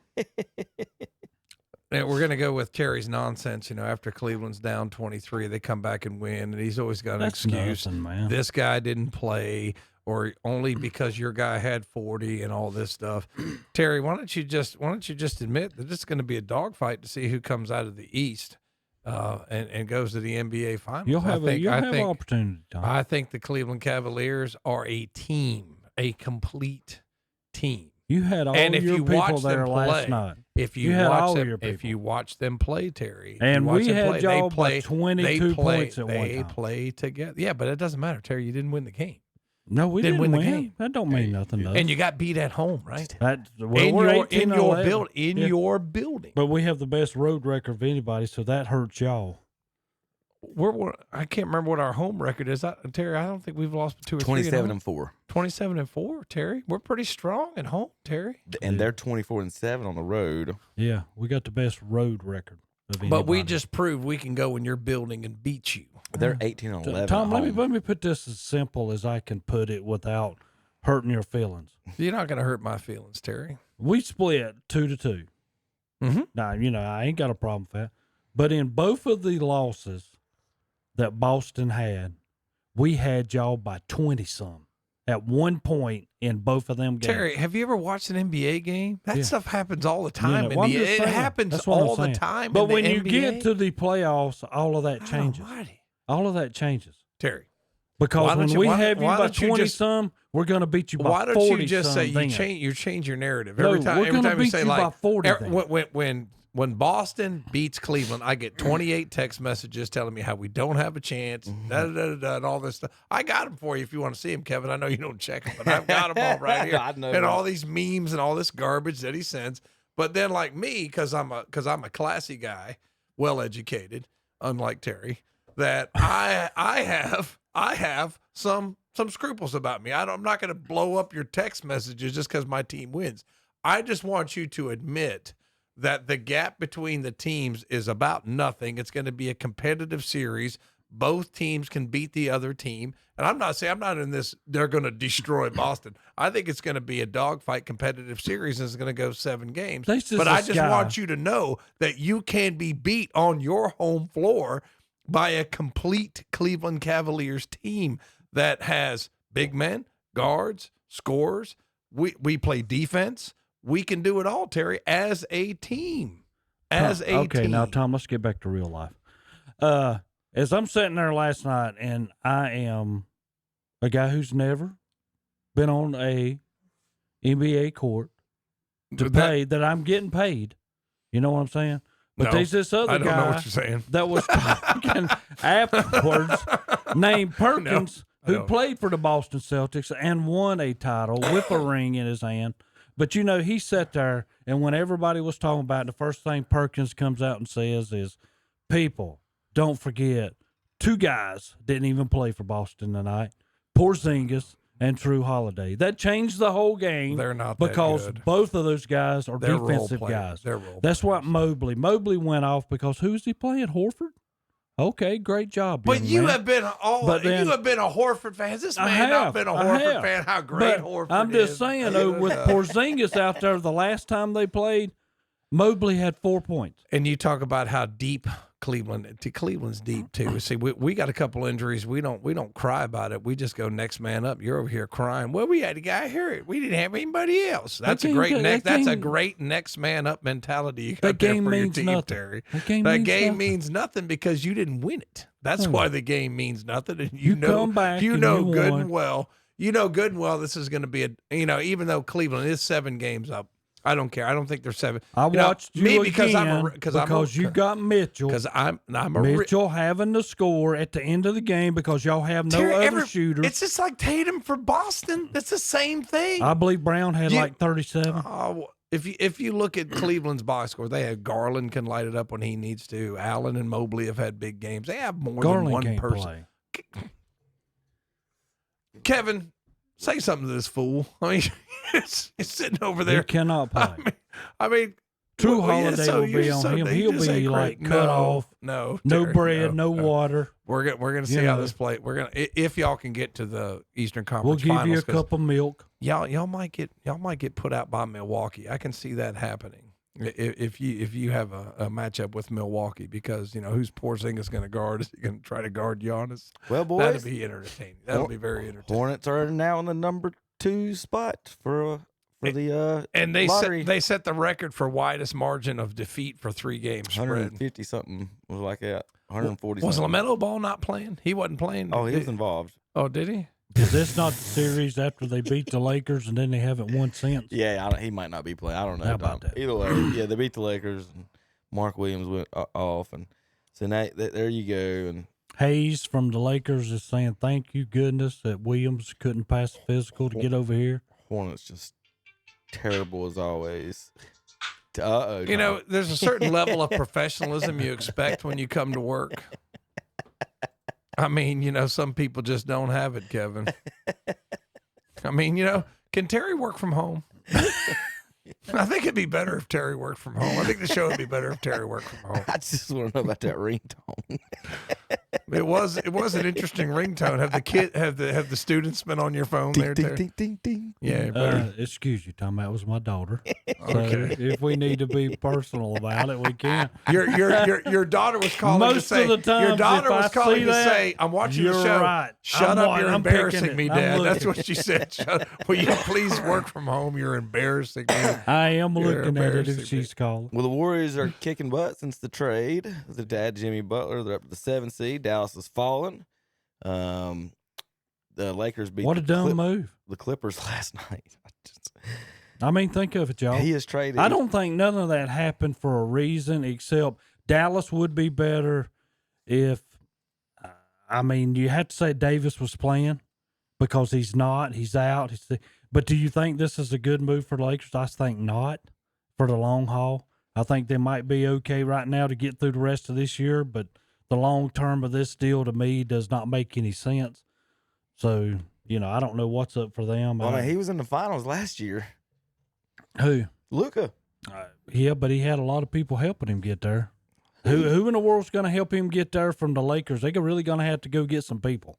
Because as soon as LeBron says adios, who have they got? Obviously, going forward, yeah. But, right now, comparatively speaking, last year he took Kyrie to the finals, and now he's got LeBron on his team. So I don't think LeBron's probably leading him wherever he needs to go. the problem is figuring out the late game stuff. Obviously, is making sure Luka's got to be taking the shot. I mean, come on, and that's another thing that's gonna, I guess, destroy LeBron's legacy. Is like nobody ever's like, let's give the ball to. Like, Michael wasn't letting Scotty take the last shot. Like, Scotty, when he got mad on the Kukoc thing, he didn't want to let Kukoc take the last shot. There's no way. Like, I want to know where the arguments are going to come with those as far as those last shot type stuff. Because LeBron's worried about that more than actually, I think they go game to game right now. Is what they keep saying.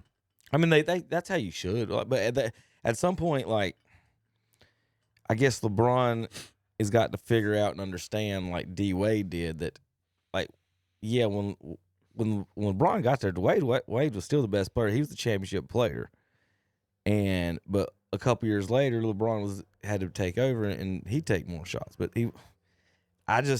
Luka wants to shoot a lot, and I didn't think him and Kyrie would work. I was surprised he went as far as he did last year, but I don't know, Terry. Like you said, like they got to add another piece to be better than everybody to be like championship contender. Yeah, but I mean.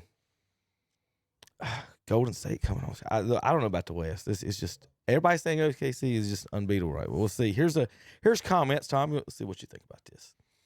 Diana, during the 2016 Rio Olympics, Luka ain't not but 26. I know. That's unreal. Like he's been in the NBA for 10 or 15 years. Because they start when they're 19. Yeah. The women's and men's basketball teams were staying on a cruise ship. Players from both teams were sitting around one night having laughs and drinks and talking smack talk. And Draymond Green, of course, was in the middle of it, talking and doing his thing. And Diana Taurasi, Tom, said, "Hey, Draymond, how does it feel to be the only one on this ship that's never been double teamed?" Taurasi just retired, didn't she? That's why that popped up. Was an old thing between. She's been playing for 20 years, man. It's like I remember, like back a long time ago. She's a Connecticut. Well, when your sport doesn't require any athleticism, then you can play for a while. So we apologize to all our Title IX supporters out there for Kevin's comments, but she has had a long storied career. I tell you what, man, it's like, Kevin, you go for the throat, dude. You go right for the freaking throat. God forbid, go stand in the corner and shoot a three for a little bit. Oh, Dell Curry is first and fifth on the all-time father-son three-point made scoring list. I don't know why y'all can't read that. Wow, that makes it so small on y'all's screen. That's weird. It's not. I don't understand it. Like, it looks fine on mine. No, I don't understand. Like, how can you be first and fifth on the same list? He's got two sons. Oh, okay. Okay, wait a minute. I didn't. Okay, I got it now. I'm sorry. I wasn't sure what it was showing me here. It's like, what? Wait a minute. I thought you meant they were the two father son was on the same. Okay, I'll get it here in a second. I get it now. I thought you meant Dell and Steph were on the same list twice. I'm like, what do you mean? Dell and Steph's number one. Yeah. Hardaway Jr. and Senior are two. Michael and Klay Thompson three. LeBron and Bronny. LeBron's got three three-pointers on that list. And Michael Thompson's only on there? And Michael Thompson's only got one. Why is that even on there? Because it counts, Terry. It's father and son. Michael Thompson's got one. That is so unreal. And then Dale. So technically, to be honest, Dale's like first and third. Because they stuck Bronny on there with three and Michael Thompson on there with one. So there you go. There's your Dale Curry news of the day. Oh, great. Kid Tom airheaded news for the day. I mean, it's just like you said, the father son are on there twice, but I just kind of caught the tail of it. Sorry. Terry, how many times have you seen Michael Jordan airball a free throw? and people think, and here's the thing, like, okay, so that people don't want to take that seriously. I take it extremely seriously. Like, that's the reason Shaq's not the greatest basketball player of all time, probably. It's because he never buckled down and learned how to shoot a free throw. Yao Ming can shoot free throws. He's bigger than Shaq. Let's see. Just off the top of my head, Tom, Mr. O'Neill here in his career missed, oh goodness, 6,000 free throws. No, 5,200 free throws. He made 5,900. Hack check. He scored 28,000 points. If he made somewhere in the 70%, let's say he made half of those, he basically left 2,500, 3,000. What was his percentage, Kevin? Does it have it there? Free throw 53%. It's actually higher than I thought it would be. Really? I mean, really, Terry, didn't you think? Yeah, I was like, true. I'm surprised it was over 50%. Well, LeBron is at 73. That's surprisingly low. You would think It's he'd be extremely low. You would think he'd be an 80% above. Michael was at 83. It's so I figured Michael would be at 90. the highest one in NBA history right now is Steph Curry at 91. I think Mark Price. I was going to say Mark Price was good. Price Yeah, he was good about Mark, 90%. I'm gonna pull up Mark and maybe Steve Nash are the two are at 90%. There's only 3 people over 90%. Steph's 1, Nash 2, Mark Price is 3. 9043 beats out Mark Price's 9039. So yeah, 90% free throw shooter. Seemed like one year he shot 95% for the year and like broke the record. Well, I can't show it either because he cussed pretty much the whole time. But there's a video here I got of Tim Hardaway Sr. talking to Nick Young and Gilbert Arenas and some other kind of bench warmer role player like Nick Young was. And Nick was like, and this is how everybody does. They'll look at these, and I guess it's always the racial thing. Like, they called him Igloo. He's like, y'all can't tell. He's like telling him, he's told Hardaway, he's like, y'all can't tell me that he was any good. And Jordan just scoring 50 on these dudes, it ain't no good. Called him Igloo. And Hardaway Hardaway went into him about how tough Igloo was and those old guys. And he said, and then the other kid, he said, name somebody else. He said, I'm going to tell you, he would have busted you. He said, name somebody else. And he said, Mark Price. He said, ain't no way he could play today. And Hardaway lost on that one. He said, dude, he said, y'all got to stop this. He may have been the fastest guard in the league. He said, and he's the best shooter. So, like, and you guys are going to say he can't play. And this is what we're talking about. Like, he's literally maybe the fastest guard in the league and the best shooter. And you guys he ain't no good. And so, like, people were bringing up pictures of any white guy, like, playing today. I'm like, look at Jokic. Like, he doesn't look like an athlete at all. This is the 3-time MVP and maybe a top 15, 20 player team, whatever you want to name him. They call him the dad bod right. god. and Luka's not in shape at all, obviously. He got traded because he's a little out of shape and other things. But, like, yeah, you can't. They got to stop that stuff. The whole Stockton thing, like, if you ask anybody back then, like, man, you don't mess with Stockton. Yeah. Yeah, at all. Like, every one of them was like, they no. knew the game. No. I think they didn't have, like, you know, everything's got to be an Instagram reel. You know, they just didn't play the game that way. It's just the complete game, the team game, the fundamentals. And now it's like, hey, look at this dunk this guy made. But, you know, you miss his like 6 turnovers and 2 air balls, you know. And we'll see what you guys think. We have these arguments on stats sometimes. Check out this sweet assist from Jokic.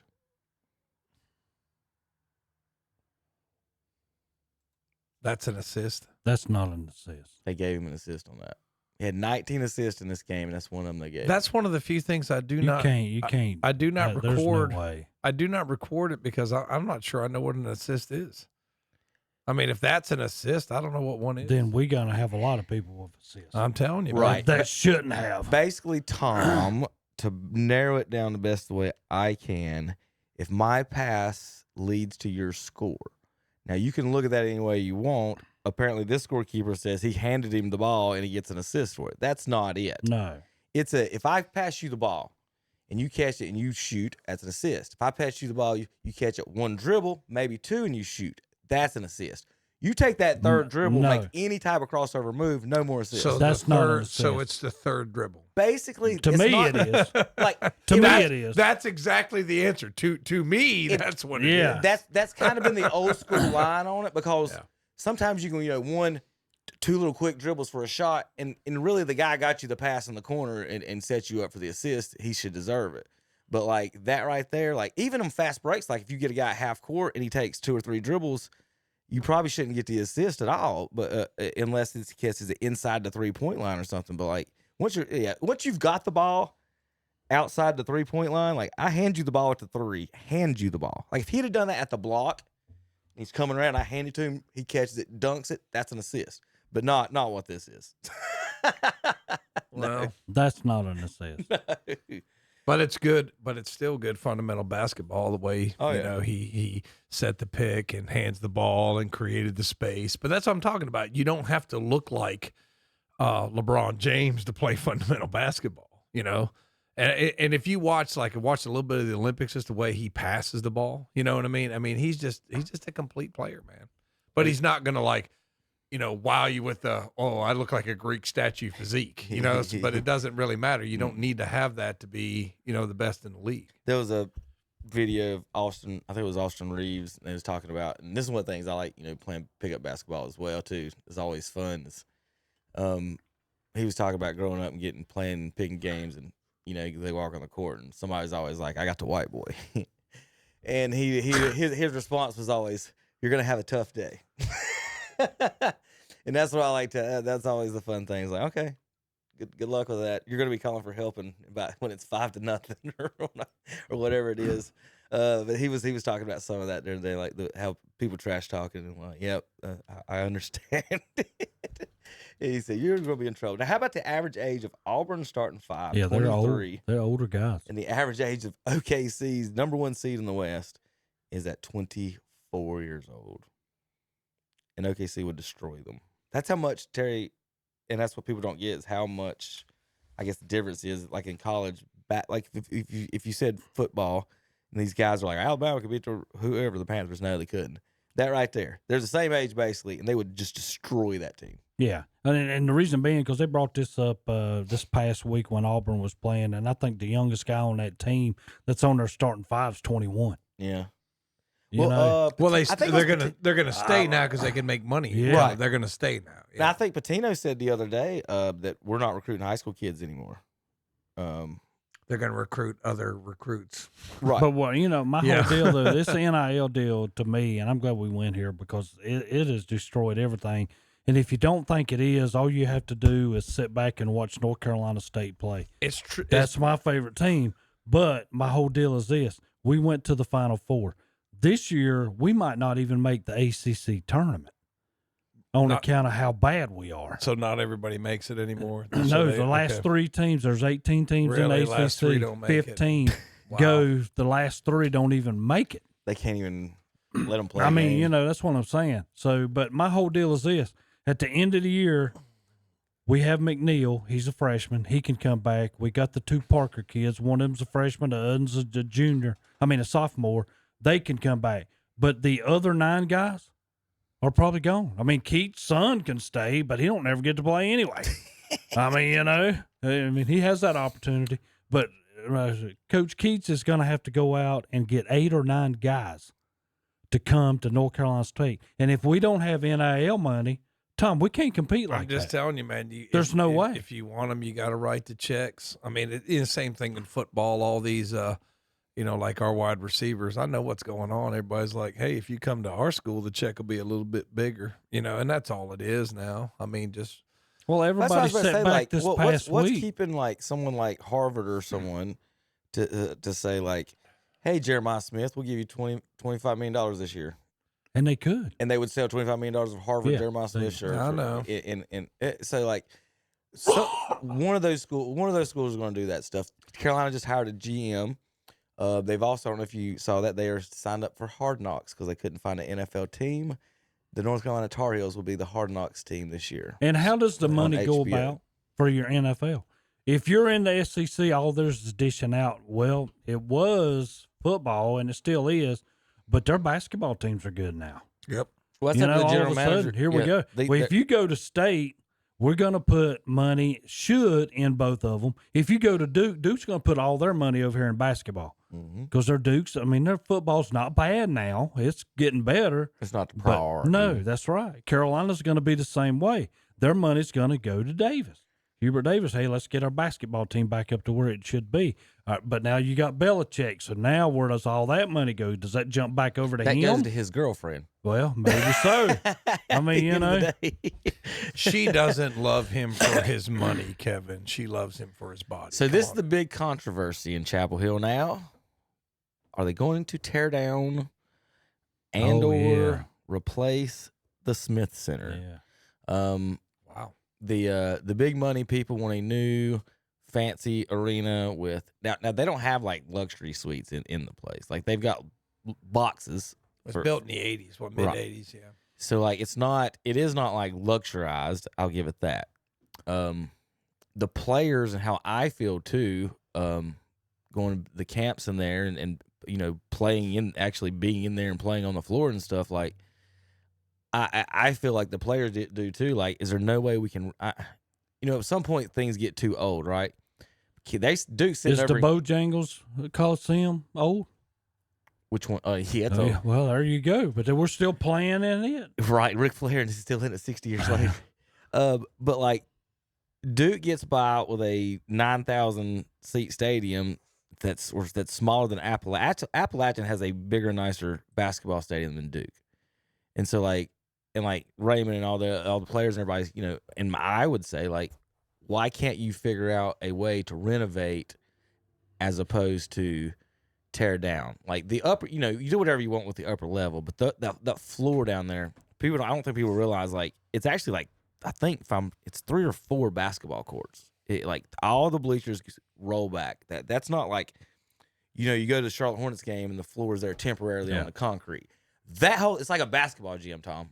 Like an actual basketball gym, like at a high school gym. Yeah, where the whole thing is the actual floor and everything's sitting on it. You roll back the bleachers and everything. So you practice and have camps in there, and for the kids to be in there and look at those rafters and the players when they come back and stuff in the camps, like I just can't imagine like just going into a brand new fancy arena and feeling anything of the same thing. That's kind of what Felton and some of these guys are talking about here. Hit the computer button, Brooke. We was gonna go crazy. You talk about knocking down the Dean Dome. He cares about Dean Smith than he do his damn self. Like, it's tradition, like you said. I mean, kids grow up, they want to play at the Dean Dome. Like, college basketball is tradition. Come on, bro. Michael Jordan played there. James Worthy. At some point, you got to care about what the tradition was, or you are going to lose. I'm getting on the phone. What your culture was. You taking away our tradition. They don't care about nothing like that, though. He better fucking start caring. I mean, I'm just telling you, like, I'm telling you, bro, like, For bro, real, though, run you something. take away our fucking tradition. I got to shut Raymond off. Sorry about that, folks. I thought it was beeped. It was beeped in the thing, or wasn't on there earlier.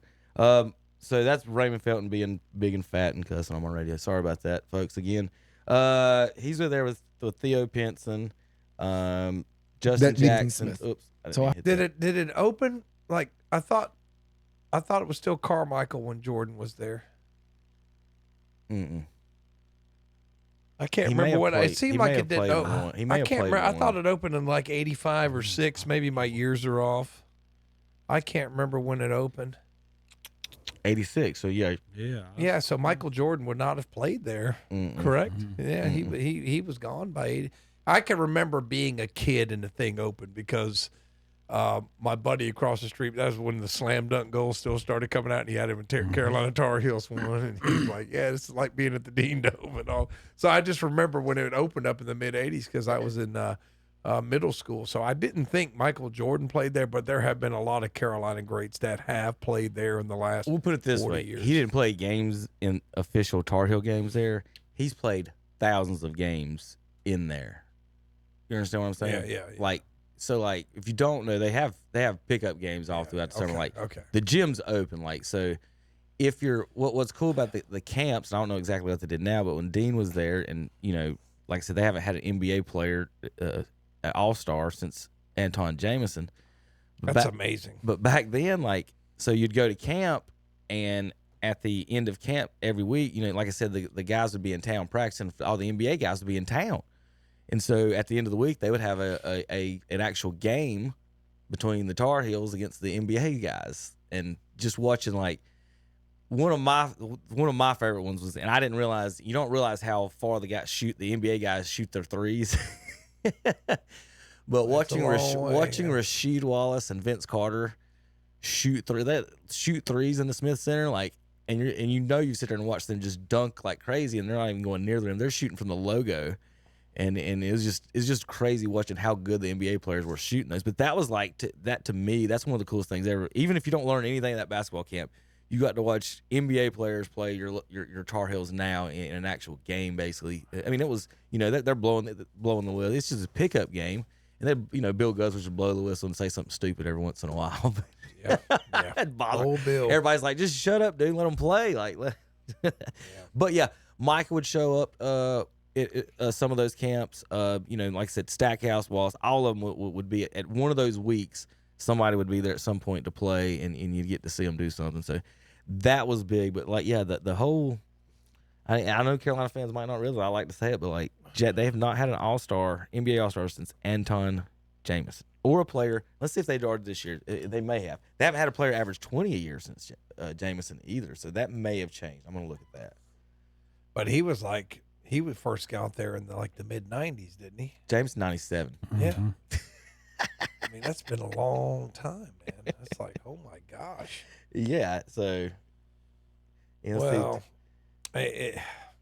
Maybe they'll start writing checks, Kevin. I don't know what to tell you, man. I mean, they're gonna have to. They're gonna have to start writing checks. And yep, no, Tar Heels averaged 20 this year. So there you go. Hasn't happened since Anton Jamison. Man. Providence is on Anton Jamison. That's right. I remember I worked with a guy at a golf course that knew him, and that's every other word out of his mouth was Anton Jamison. Yeah. So, but it's just kind of one of them things. All right, we come back. We've got NFL. Anything else we have? What else we got? I got hockey news, Tom, believe that or not. Oh, my God, hockey news. A little college football. I know that for Tar 5 Heel years, basketball Final on Plunge Plumbing WHS has won the prestigious early Community Choice Award for Gaston County. Final Plunge Plumbing is a full-service plumbing company, including water and sewer main repairs, water heater replacement, with names like Ream, State Select, Renai, and Navion. They provide upfront pricing, so there's no surprises when you get your bill. First-time customers receive 10% discount up to $500. Choose the best. Choose Final Plunge for your next plumbing job. Call 704-860-5589 or find them online at finalplunge.com. I was so excited there was a Big Ten network, and then with over 30 years of experience, they do it all at Zeus Auto Repair and Performance in Lincoln. They promise that you'll be completely satisfied with their work, from an oil change to brakes to a North Carolina state inspection. And now they have 3 licensed North Carolina state inspectors, so you don't have to wait. That's Zeus Auto Repair and Performance, 1122 South Aspen Street in Lincoln. Open 8 to 5 Monday through Friday, 8 to 12 on Saturdays for inspections. Online at ZeusAutoRepair.com. Now you can see what's going on by calling Heath Jackson Plumbing in Cherryville. Ask about the rigid camera system. You, the customer, can actually see what's going on with your sewage drain lines and what's got to be done.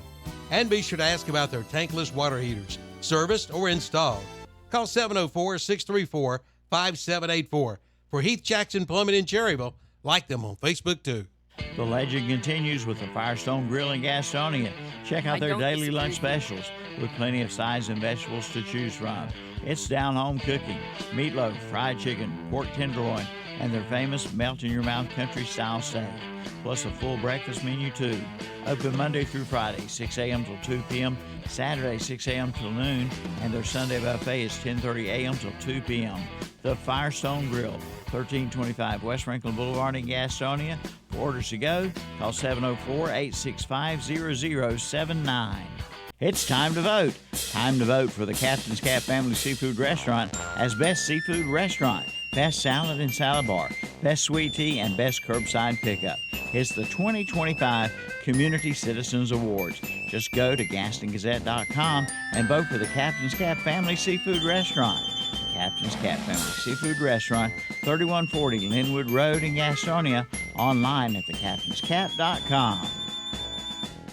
Buy here, pay here at Carfair Auto Sales on the Bessemer City Road in Gastonia. See what $2,000 down will buy. How about a 2018 Kia Sorento or a 2016 Dodge Journey? Or how about a 2017 Kia Optima and a 2017 Hyundai Santa Fe?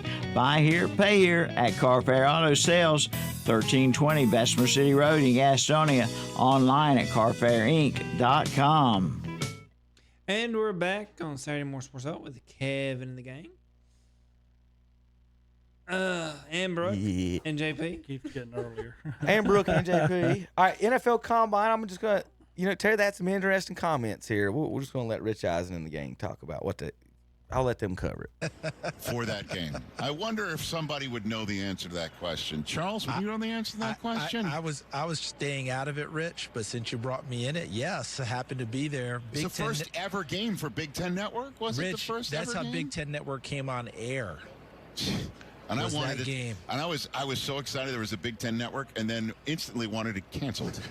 I'm like, what is happening? Tom Brenneman, Carissa Thompson, and myself. Look at that. We were there. We got to get back on track, guys. We're going to get the on track. We got to get the team back on track this year. We had no combine guys this year. We're going to be we'll be back. It's hard. We've that mini helmet is the only App State presence. That's all we've got. That's all we've got. Okay. And look, this is football for schools like mine. NIL. Yeah. Man, we get a lot of guys plucked off of our roster for that game. Yes, this guy right here is a App State guy. So that's what there was. And Rich Eisen's a Michigan guy, so they're kind of getting into that, Terry. But yeah, the first ever game on the Big Ten Network, the Mountaineers knocked down Michigan. Here about salary cap news. This is just wild to me. And again, my computer for some reason doesn't want to show. Brooke, you got any answers why it won't show the bottom down there? Does that make any sense to you? Don't, does it? I can make it small, big, it don't matter. Wow. Anyway, I'm trying to show the salary cap for NFL coming up. You're missing like 2 years for some reason. They'll cut it off for the folks watching at home. This is how come Dallas will be able to keep Micah Parsons. It's possible. Well, I mean, a lot of teams are going to be able to keep their players now. Yeah. It's up to, I know you guys folks can't see it. It's up to $279 million now. Last year was $255. The year before that, $224. It's going up 30-some million a year. I wonder what happened in 2010. Why does it say in it? Look at that 34,000 back in that was 1994. that was the uncapped year, Tom. If you remember that. I do not. They didn't have an agreement in time. Oh, okay. And so the year was actual uncapped. So a lot of teams front loaded, put all their money in that first year, and then had them back late with way less pay in the later years, and a ton of people got cut there in 11, 12, 13, 14, 15. But yeah, that uncapped year, that was supposed to be the Cowboys' year. Jerry's unleashed. Yeah. Didn't unleash it too much at all there. How about Terry still has faith in him. He's gonna bring y'all the Super Bowl before he dies, Terry. Don't worry. He's gonna bring y'all one. How about this? Shouldn't we start hiring sumo wrestlers as offensive linemen? This is Micah Parsons, Dallas Cowboys Micah Parsons, who Terry wants to pay $90 million a year. And he can't move this little bitty man out of his circle, Terry. Wow. That's impressive.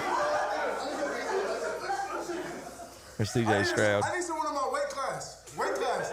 I go like this. Weight class. Hey, tell him go like this.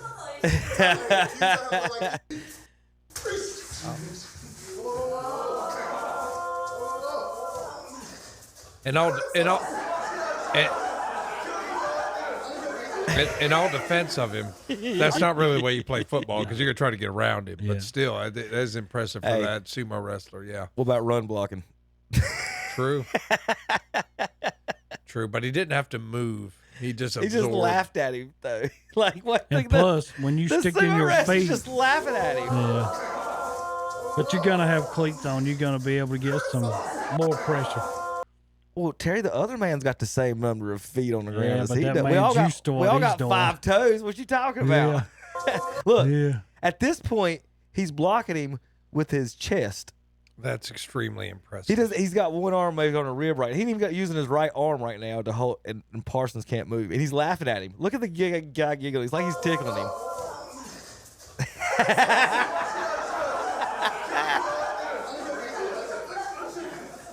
It ain't even like Yokozuna or nobody. He can't have Michael Parsons by that many pounds, can he, Terry? Like, I guarantee he probably weighs at least 50 more than he does. You think so? I guarantee you right now. Yeah, I would sure. not have. I would not have done that on TikTok. Yeah. I wouldn't want to be exposed for the whole world. Look at that. Look that. But There's he your ain't, blocking he ain't gonna face too many sumo wrestlers in. Well, the you're right. NFL. You're right, Terry. Thanks for that analysis. That's not Yeah, really. That's not really Kevin's point. Kevin said, "Hey, recruit these guys to play football." Somebody's got to be able to play, can't they? How about a through the past? Scroll through the past of. Let's see if we can guess the stadium. Anyone? Florida State. It is in North Carolina. Oh. Next picture. No. ECU. Wow. Is how it started, and that's how it is now. How about that? There's your mini horseshoe. And it's amazing at some of the stuff that you find. I found a Lenore Ryan, their old stadium. Yeah. That was in the picture book thing, and I got it. It's pretty neat to look at the old compared to the new. That's crazy. They have hardly like any seats there. No. Let's see. A couple other footballs. I did admit we'll talk about that. I guess we missed that in basketball. You know what Lenore Ryan calls their fans, right? What's that? Oh gosh, barebackers. How about Panthers legend Xavier Legette? Oh, riding through the streets on his horse. He's in his in his cowboy club. I will say, Kevin, I've seen some Legette jerseys at Burns High School. It's actually good though that they have somebody they like, you know. He's not too swift to watch. He is interesting. Riding a horse is there in his little horse club. He's an interesting guy. Yeah. He is an interesting person. Tom, did y'all make up 5 things y'all did at work this week? Yeah, I did. I drank coffee. I took a nap during my planning period. I fell asleep during a meeting. Yeah, I did that. That's what I typed up. That's what I typed up because I'm a worthless bureaucrat. That's what I am. I am a worthless I was wondering if you got bureaucrat. your email this week and typed up what you did. I am a worthless bureaucrat. So, like, what's funny about that one is that after Musk posted that, he went into his artificial intelligence thing, right? And he typed in, make up 5 things I accomplished this week. And so they can't really verify that I work for the government and keep it brief. And it did it for him. And then he literally wrote back, this is all people have to do, and they're not doing it.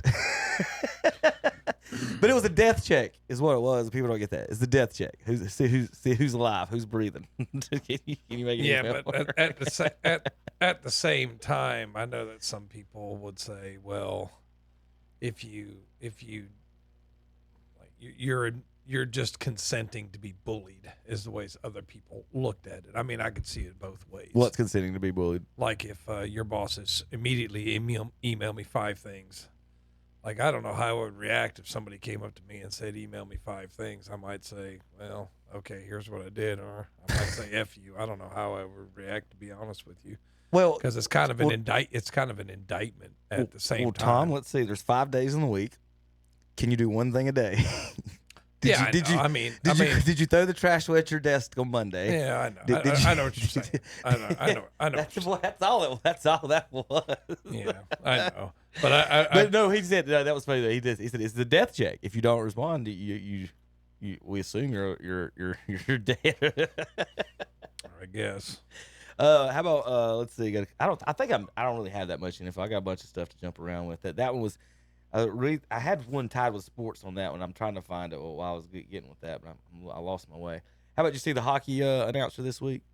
They got hit, Tom. Physical all over. Nope. Second thing is take the middle of the ice away. Anaheim wants So, to gain the zone in the Buffalo offensive Sabres zone, and then start going is east-west announcing with the from puck. the back You gotta take row. that away. Stop them Oh, from that making looks those like a passes. KTC guy. And in the offensive zone, you got to aggressive and physical. This is leading to a lot of your success. That looks in like the a last few KTC guy. games. Yep. Look, they got him a That's TV monitor and everything. He got hit with a puck, Tom. Oh my God! His Did face he is all, really? like blown Wow. up. Oh my God! And so he's up in the third row of the bleachers doing the games. That sucks. Oh, third section. All right. How about Matt Rule, Terry, complaining about Big Ten teams shouldn't be playing? They canceled a game with Tennessee, and he's like, we shouldn't be playing those games. We should play all. Basically said we should all play the 9 Big Ten games and then 2, whatever we want to, easy ones, kind of thing. And that's just like, are we still doing that in college football? Thinking like these coaches. Some people are. They'll say we'll play anybody anywhere, and then they'll turn around and do that. And him of all people, I don't see how anybody gives him a job. Like he doesn't seem to me like anybody that They're like anybody else. I'll do this if it's, and I should say it's for them. easy. And they'll say if it's relatively easy Yeah. for me, I'll do it. And that's what a lot of people's attitude. Like it's unfair to say Saban had it easy at Alabama because you still have to put in the work. You still, I'm not going to say, but relatively speaking, this was easier. When it got harder, I'm out. And that's the way a lot of these guys are. Like, it's a little bit harder to play Tennessee than it is Weber State. So I'm out if I can't, have the low-hanging fruit. I just say get rid of non-conference altogether. Just play your conference. Everybody just play your conference. There's plenty. We got 18 ACC teams. Why are we playing non-conference? Well, the ACC basketball, think of how they're doing. You're only playing a few teams twice. You play everybody in your conference once, though, right? Yeah, you play everybody once, but at least they do it. But it's too big in football. But how do you determine how many when there's 18 games that you're going to play? Why don't you play everybody one time? Yeah, this is me though. Like Big Ten. I don't even know how many teams they have. Whatever. But you're going to play like 10 of them this year. And then the next year, there might be like one, like, okay, this is your main rival. Like, Auburn's going to play Alabama every year. So they're going to be on your schedule every year. But everybody else is going to rotate. You're going to play everybody in your conference. Instead of doing this, and sometimes you won't play somebody in your conference for 3 years, Terry. How stupid is that? So I'm just saying, just get rid of non-conference games. And you got 18 teams in your conference. How many games play, Terry? 11, 12? Something like that? Yeah. Just play. 12. We're gonna play 12 games. So you're gonna play 12 conference and that opponents. keeps going up every year. But what I'm saying, one time we was only at 10, then it went can, to 11. Now it's 12. Like you're locked into these rivalry games because they're the money games. Like Auburn, Alabama's a money game, right? Like Michigan, Ohio State's a money game. Blah blah blah. The others are gonna rotate. You're gonna play everybody in your conference at least every other year. It's not fair. We don't have Michigan on our schedule for 3 years. No, You're in the same conference. You're going to play them. So I mean, I don't get it. I'm with Kevin 100% on this. You're going to play your conference, and that's how we know who's the best in the conference because you played people in your conference. Mm-hmm. Then they're talking about getting rid of conference championship games. Kevin, did you hear that? Yeah, they're going to get rid of that. If they made it a qualifier, they wouldn't get rid of it. All right, we got a couple things to get over here in just a few minutes. I did miss a couple of things. Trivia question for the men in the room. Let's see if y'all get it right. What is 38 plus 36? 38 plus 36 would be 74. Just doing it real quick in my head. Is that right? Wrong. It's 2 over par. You can tell who plays golf around here. All right, next up on that is Michael. Okay. All right. I guess that's right. All right. Yes, Tom. I'm going to show you because He's correct. Am I not right, Terry? Well, you're both correct. Look, that's how you're supposed to teach school. See, that's what I say, Tom. Some people call themselves educated and think 38 plus 36 is 74, and other people think they're educated and they think it's 2 over par when they see those right, numbers. Kevin. What have I done with my life? I'm not asking you. You just asked where did I get it from? I found a cool little meme with a little girl writing 2 over par. What if it's a par? This is a golf joke. What if it's a par 70 course, Kevin? Then it's 4 over par. Then it should It should be like half off. Okay. Par 70. Chickens. No, I was going to show Michael Kim. The reason I wanted to show one more golf thing is he shot a 65, and he's 6 shots back. Dang. Because the other guy shot a 59. 50. Sure did. Yeah, I saw it. 59. Whenever somebody does that at a golf course, they usually like hang a little sign up there, such shot a 59. This golf person, the Twitter that had the last little art I just showed you. Michael Kim shot to 65, and the guy covering it said it as soon as he did. He goes, Michael Kim just shot 65 at PGA National, and he won't even be in the top 10 by the end of the day. At the end of the day, Michael Kim tied for 11th. Wow. 65. I'm not even in the top 10. Wow. And the 59's in first. All right, we come back. We got a little baseball to talk about, and one more little NBA nugget we missed about the Golden State Warriors. But see if JP can get it right this time. All right, I'm going to let Brooke do all that, and then we'll be right back in KDCBroadcasting.com. They say good things come in 3. Well, it's true at Hendrick Appliance and Mattress Center in Shelby. All right, first there's GE, then there's Speed Queen, and then there's Frigidaire. 3 great appliance manufacturers with great deals going on now at Hendrick Appliance and Mattress Center. Scratch and dent, scratch and dent, and scratch and dent. Hurry in now for big savings. Hendrick Appliance and Mattress Center, 1241 East Dixon Boulevard in Shelby. They're on the right going down, on the left coming up. Check out the deals this week at Oak Grove Auto Sales, Service, and Body Shop in Kings Mountain. Just arrived a sharp-looking 2006 Chrysler Sebring convertible, sale priced at only $39.95. Or how about a 2012 Honda Odyssey EX minivan, sale priced at $12,495. A 2013 Scion XD 4-door hatchback, $84.95. And a 2016 Honda Acura MDX with entertainment package, $15,495. Oak Grove Auto Sales, Service, and Body Shop, 522 Oak Grove Road, Kings Mountain. Online at oakgroveauto.com. The Get Out and Ride sales event is underway at Full Throttle Power Sports in Lowell. Get up to $3,000 off select models of Yamaha side-by-sides. But that's not all. See the Suzuki King Quad with 0% financing for up to 36 months or $2,000 in customer cash back. And see the legendary Kawasaki Ninja bikes. And see the new Ninja Razor Pro lineup. All at Full Throttle Power Sports, 100 Indian Walk in Lowell. Online at ncfullthrottle.com. Grizzly the Greeter says come to Blessed Buildings and Tiny Homes in Cherryville for their first 3-house special this month. For the first 3 tiny homes sold, including Airbnbs and mother-in-law suites, you get free engineered stamp plans. Also, now take 20% off new metal buildings, including carports, garages, and barn dominiums. That's Blessed Buildings and Tiny Homes, Highway 150 East in Cherryville. Online at blessedbuildings-tinyhomes.com. Okay, sports fans, for fun, drink, and some great food after or before the game, head to the all-new Cherry Pit Bar and Grill in Cherryville. From great appetizers to all kinds of sandwiches and plates, they've got it. Also, try the Pit Burger, along with salads and homemade sides. And check them out for lunch specials from 11 to 3, Monday, Thursday, and Friday. You're going to love it. Cheer on your favorite team at the all-new Cherry Pit Bar and Grill, 201 North Mountain Street in Cherryville. Online at cherry-pit.com. Like them on Facebook, too. If you own a business and you're looking for a landscape professional, then you need to consider Bean Brothers Landscaping in Lincoln. Why? Well, because they are a licensed landscape irrigation and pesticide contractor. They are a certified concrete contractor with 2 brick-and-mortar locations in Lincoln and Denver. An ICPI certified installer. They are NCMA and NDS certified. And they are a certified Allen Block installer. And they are A+ credited with a Better Business Bureau. They are bonded and have workers' comp with umbrella, general liability, auto, and more. Why not? Bean Brothers Landscaping. Call 704-718-4988. Located at 969 Reedfield Road in Lincoln.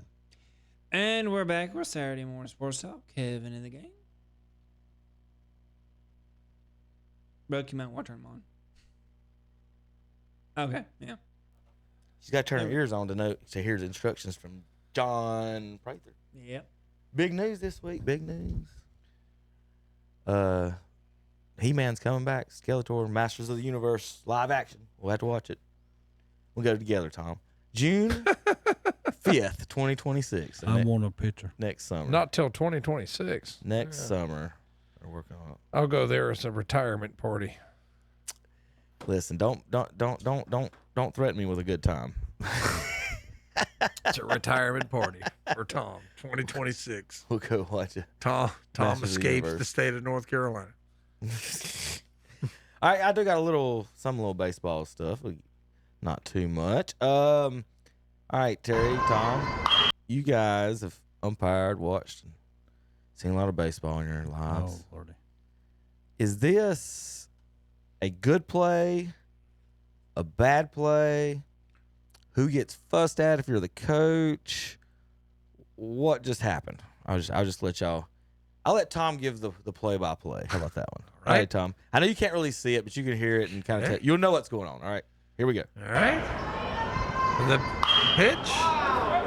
Pop up. Shallow infield. Johnny's after it. Dives. And makes the catch off the carpet. Now, who made the catch where? 24. The big guy made it, did he not? Tom, you're missing the headline.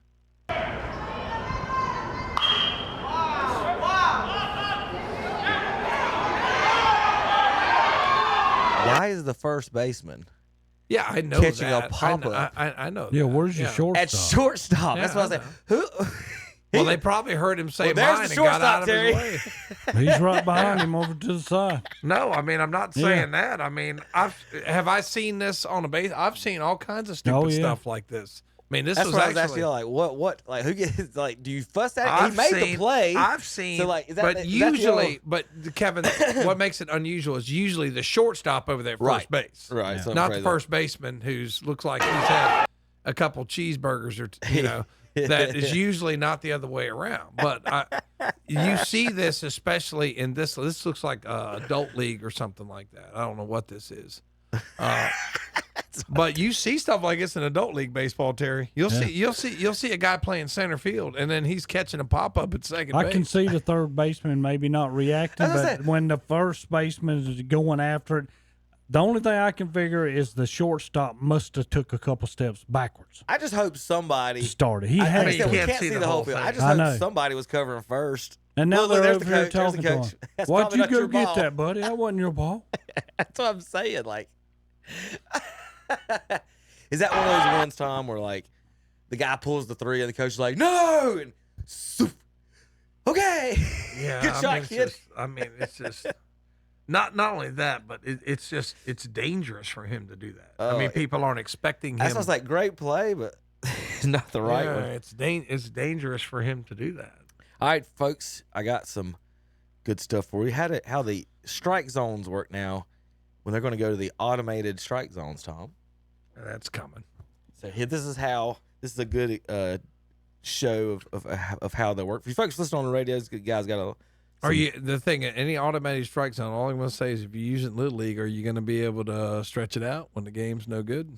Yeah. You know.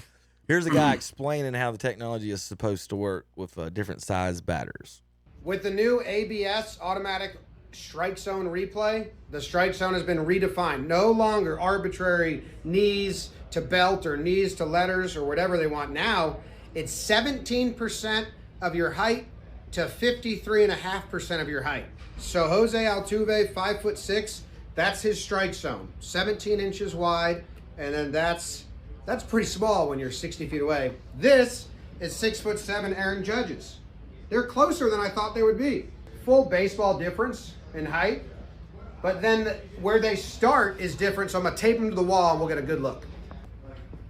All right, so there you go. That's Altuve's, and that's Judge's. Now I'm 5'7", so basically I'm Altuve, and you know, if you stand upright, it's very low, but it's supposed to be from the striking position. So if I'm here, what I've learned is it's kind of belly button, or it's kind of knees to belt. I think the batters win out on ABS strike zone. That high strike doesn't exist at all. Here's Judge. Make myself a foot taller. That's such a dumb move. No way. I mean, well, my proportions aren't going to be proper. He's not a foot of shins. There you go. Science. So what do y'all think about that? As far as is it the strike zones? People have argued, for centuries. It seems like what's an actual strike? The belt? Are you giving the belly button, the chest at all? It doesn't look like. And like we talked, Tom, like hitters like the ball up anyway. So why is that not called a strike if that's where the hitter's power is up and that's where everybody likes? Kevin, they don't like it called. Right. But they want but they want it if their pitcher's on the mound. It's just the high strike. I don't know what happened. I don't know like who killed the high strike.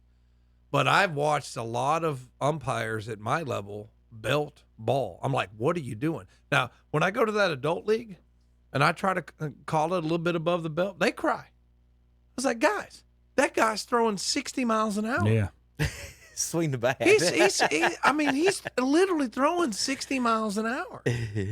And you don't want to pitch at the belt? And those guys are like, you call one of those. It's like, dude, you're playing in an adult league with 6 teams in it.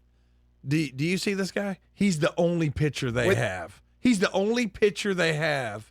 And we're supposed to make him groove it mid-thighs for you because you don't want to swing at a pitch that's mid-belly. Going 60 miles an hour. I mean, God almighty. So how about 14-1 ball game, and it's a spring training, and it's a challenge for the Angels.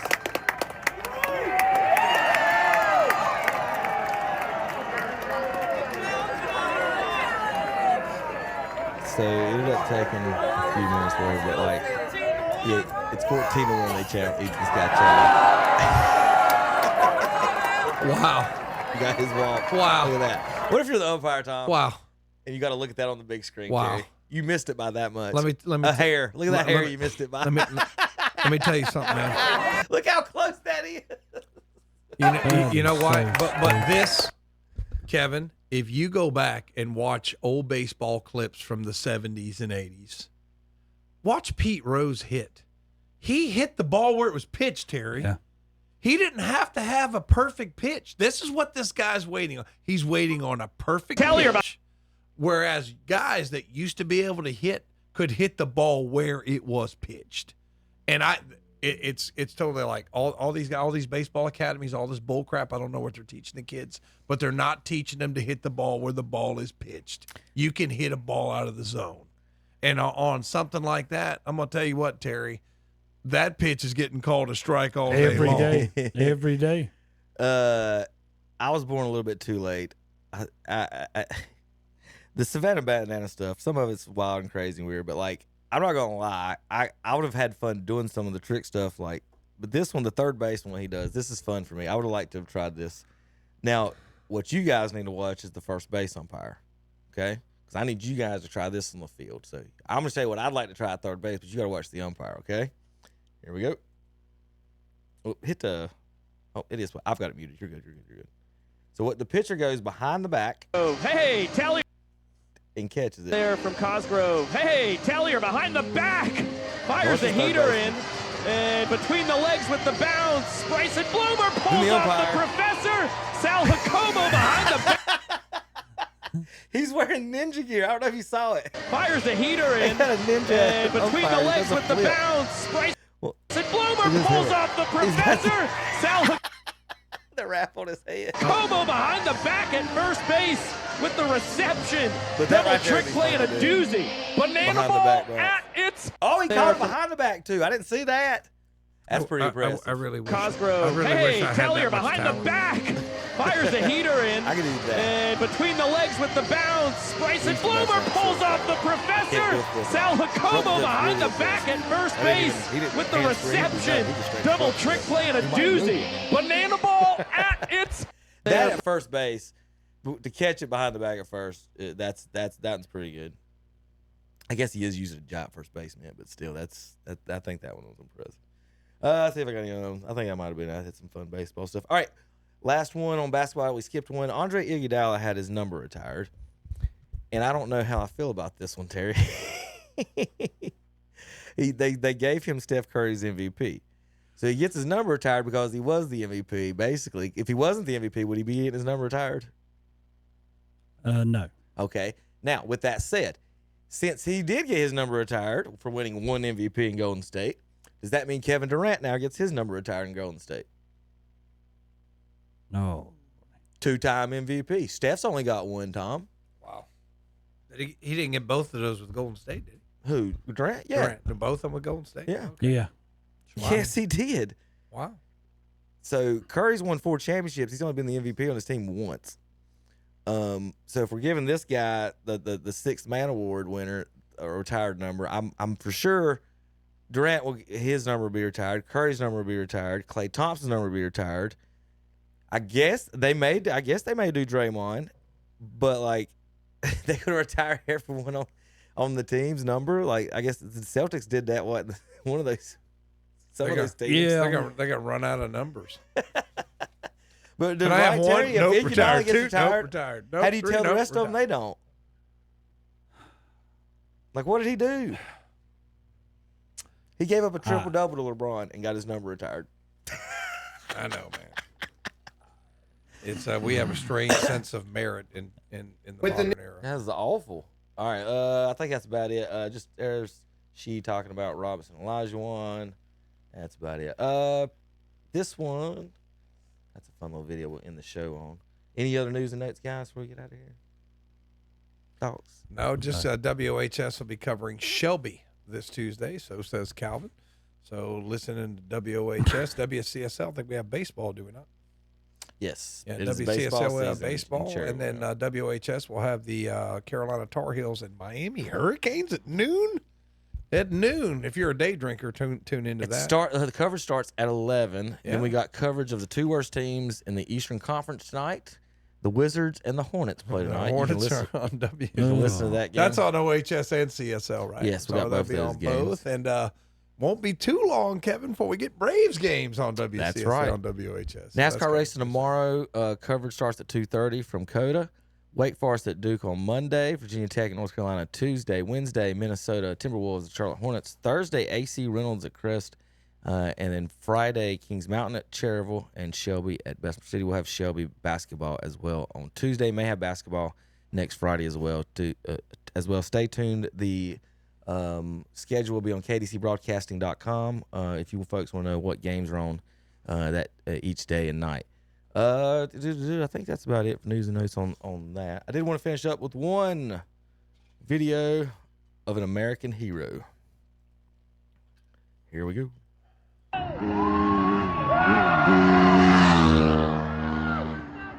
Yeah. This fella running from the cops on his dirt bike. And this is so like Hazard County, Terry. Everything about this video. He's done circling around. Surely that's got to be staged. That's staged. Wait a minute. Watch the folks. This is it. Watch them. Look at the guy in the green. They pointed the other way for him.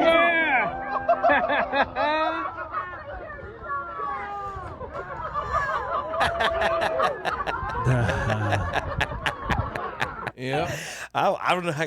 Those folks have lawn chairs out there. I guess was there a parade going? It's staged. Was there a That's parade? just staged. Look at Tom hates the world.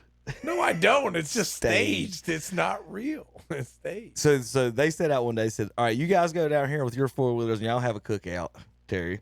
Then these guys down here up in Cat Square, they're going to have a cookout. And we're going to ride around our motorcycle. And we're going to get the local sheriff. It's got to be in South Carolina. We're going to get the local sheriff in it. Why? Because the roads are so awful. No, no helmet. Wasn't wearing a helmet. Oh, that too. Wasn't wearing. I thought I was talking about the roads.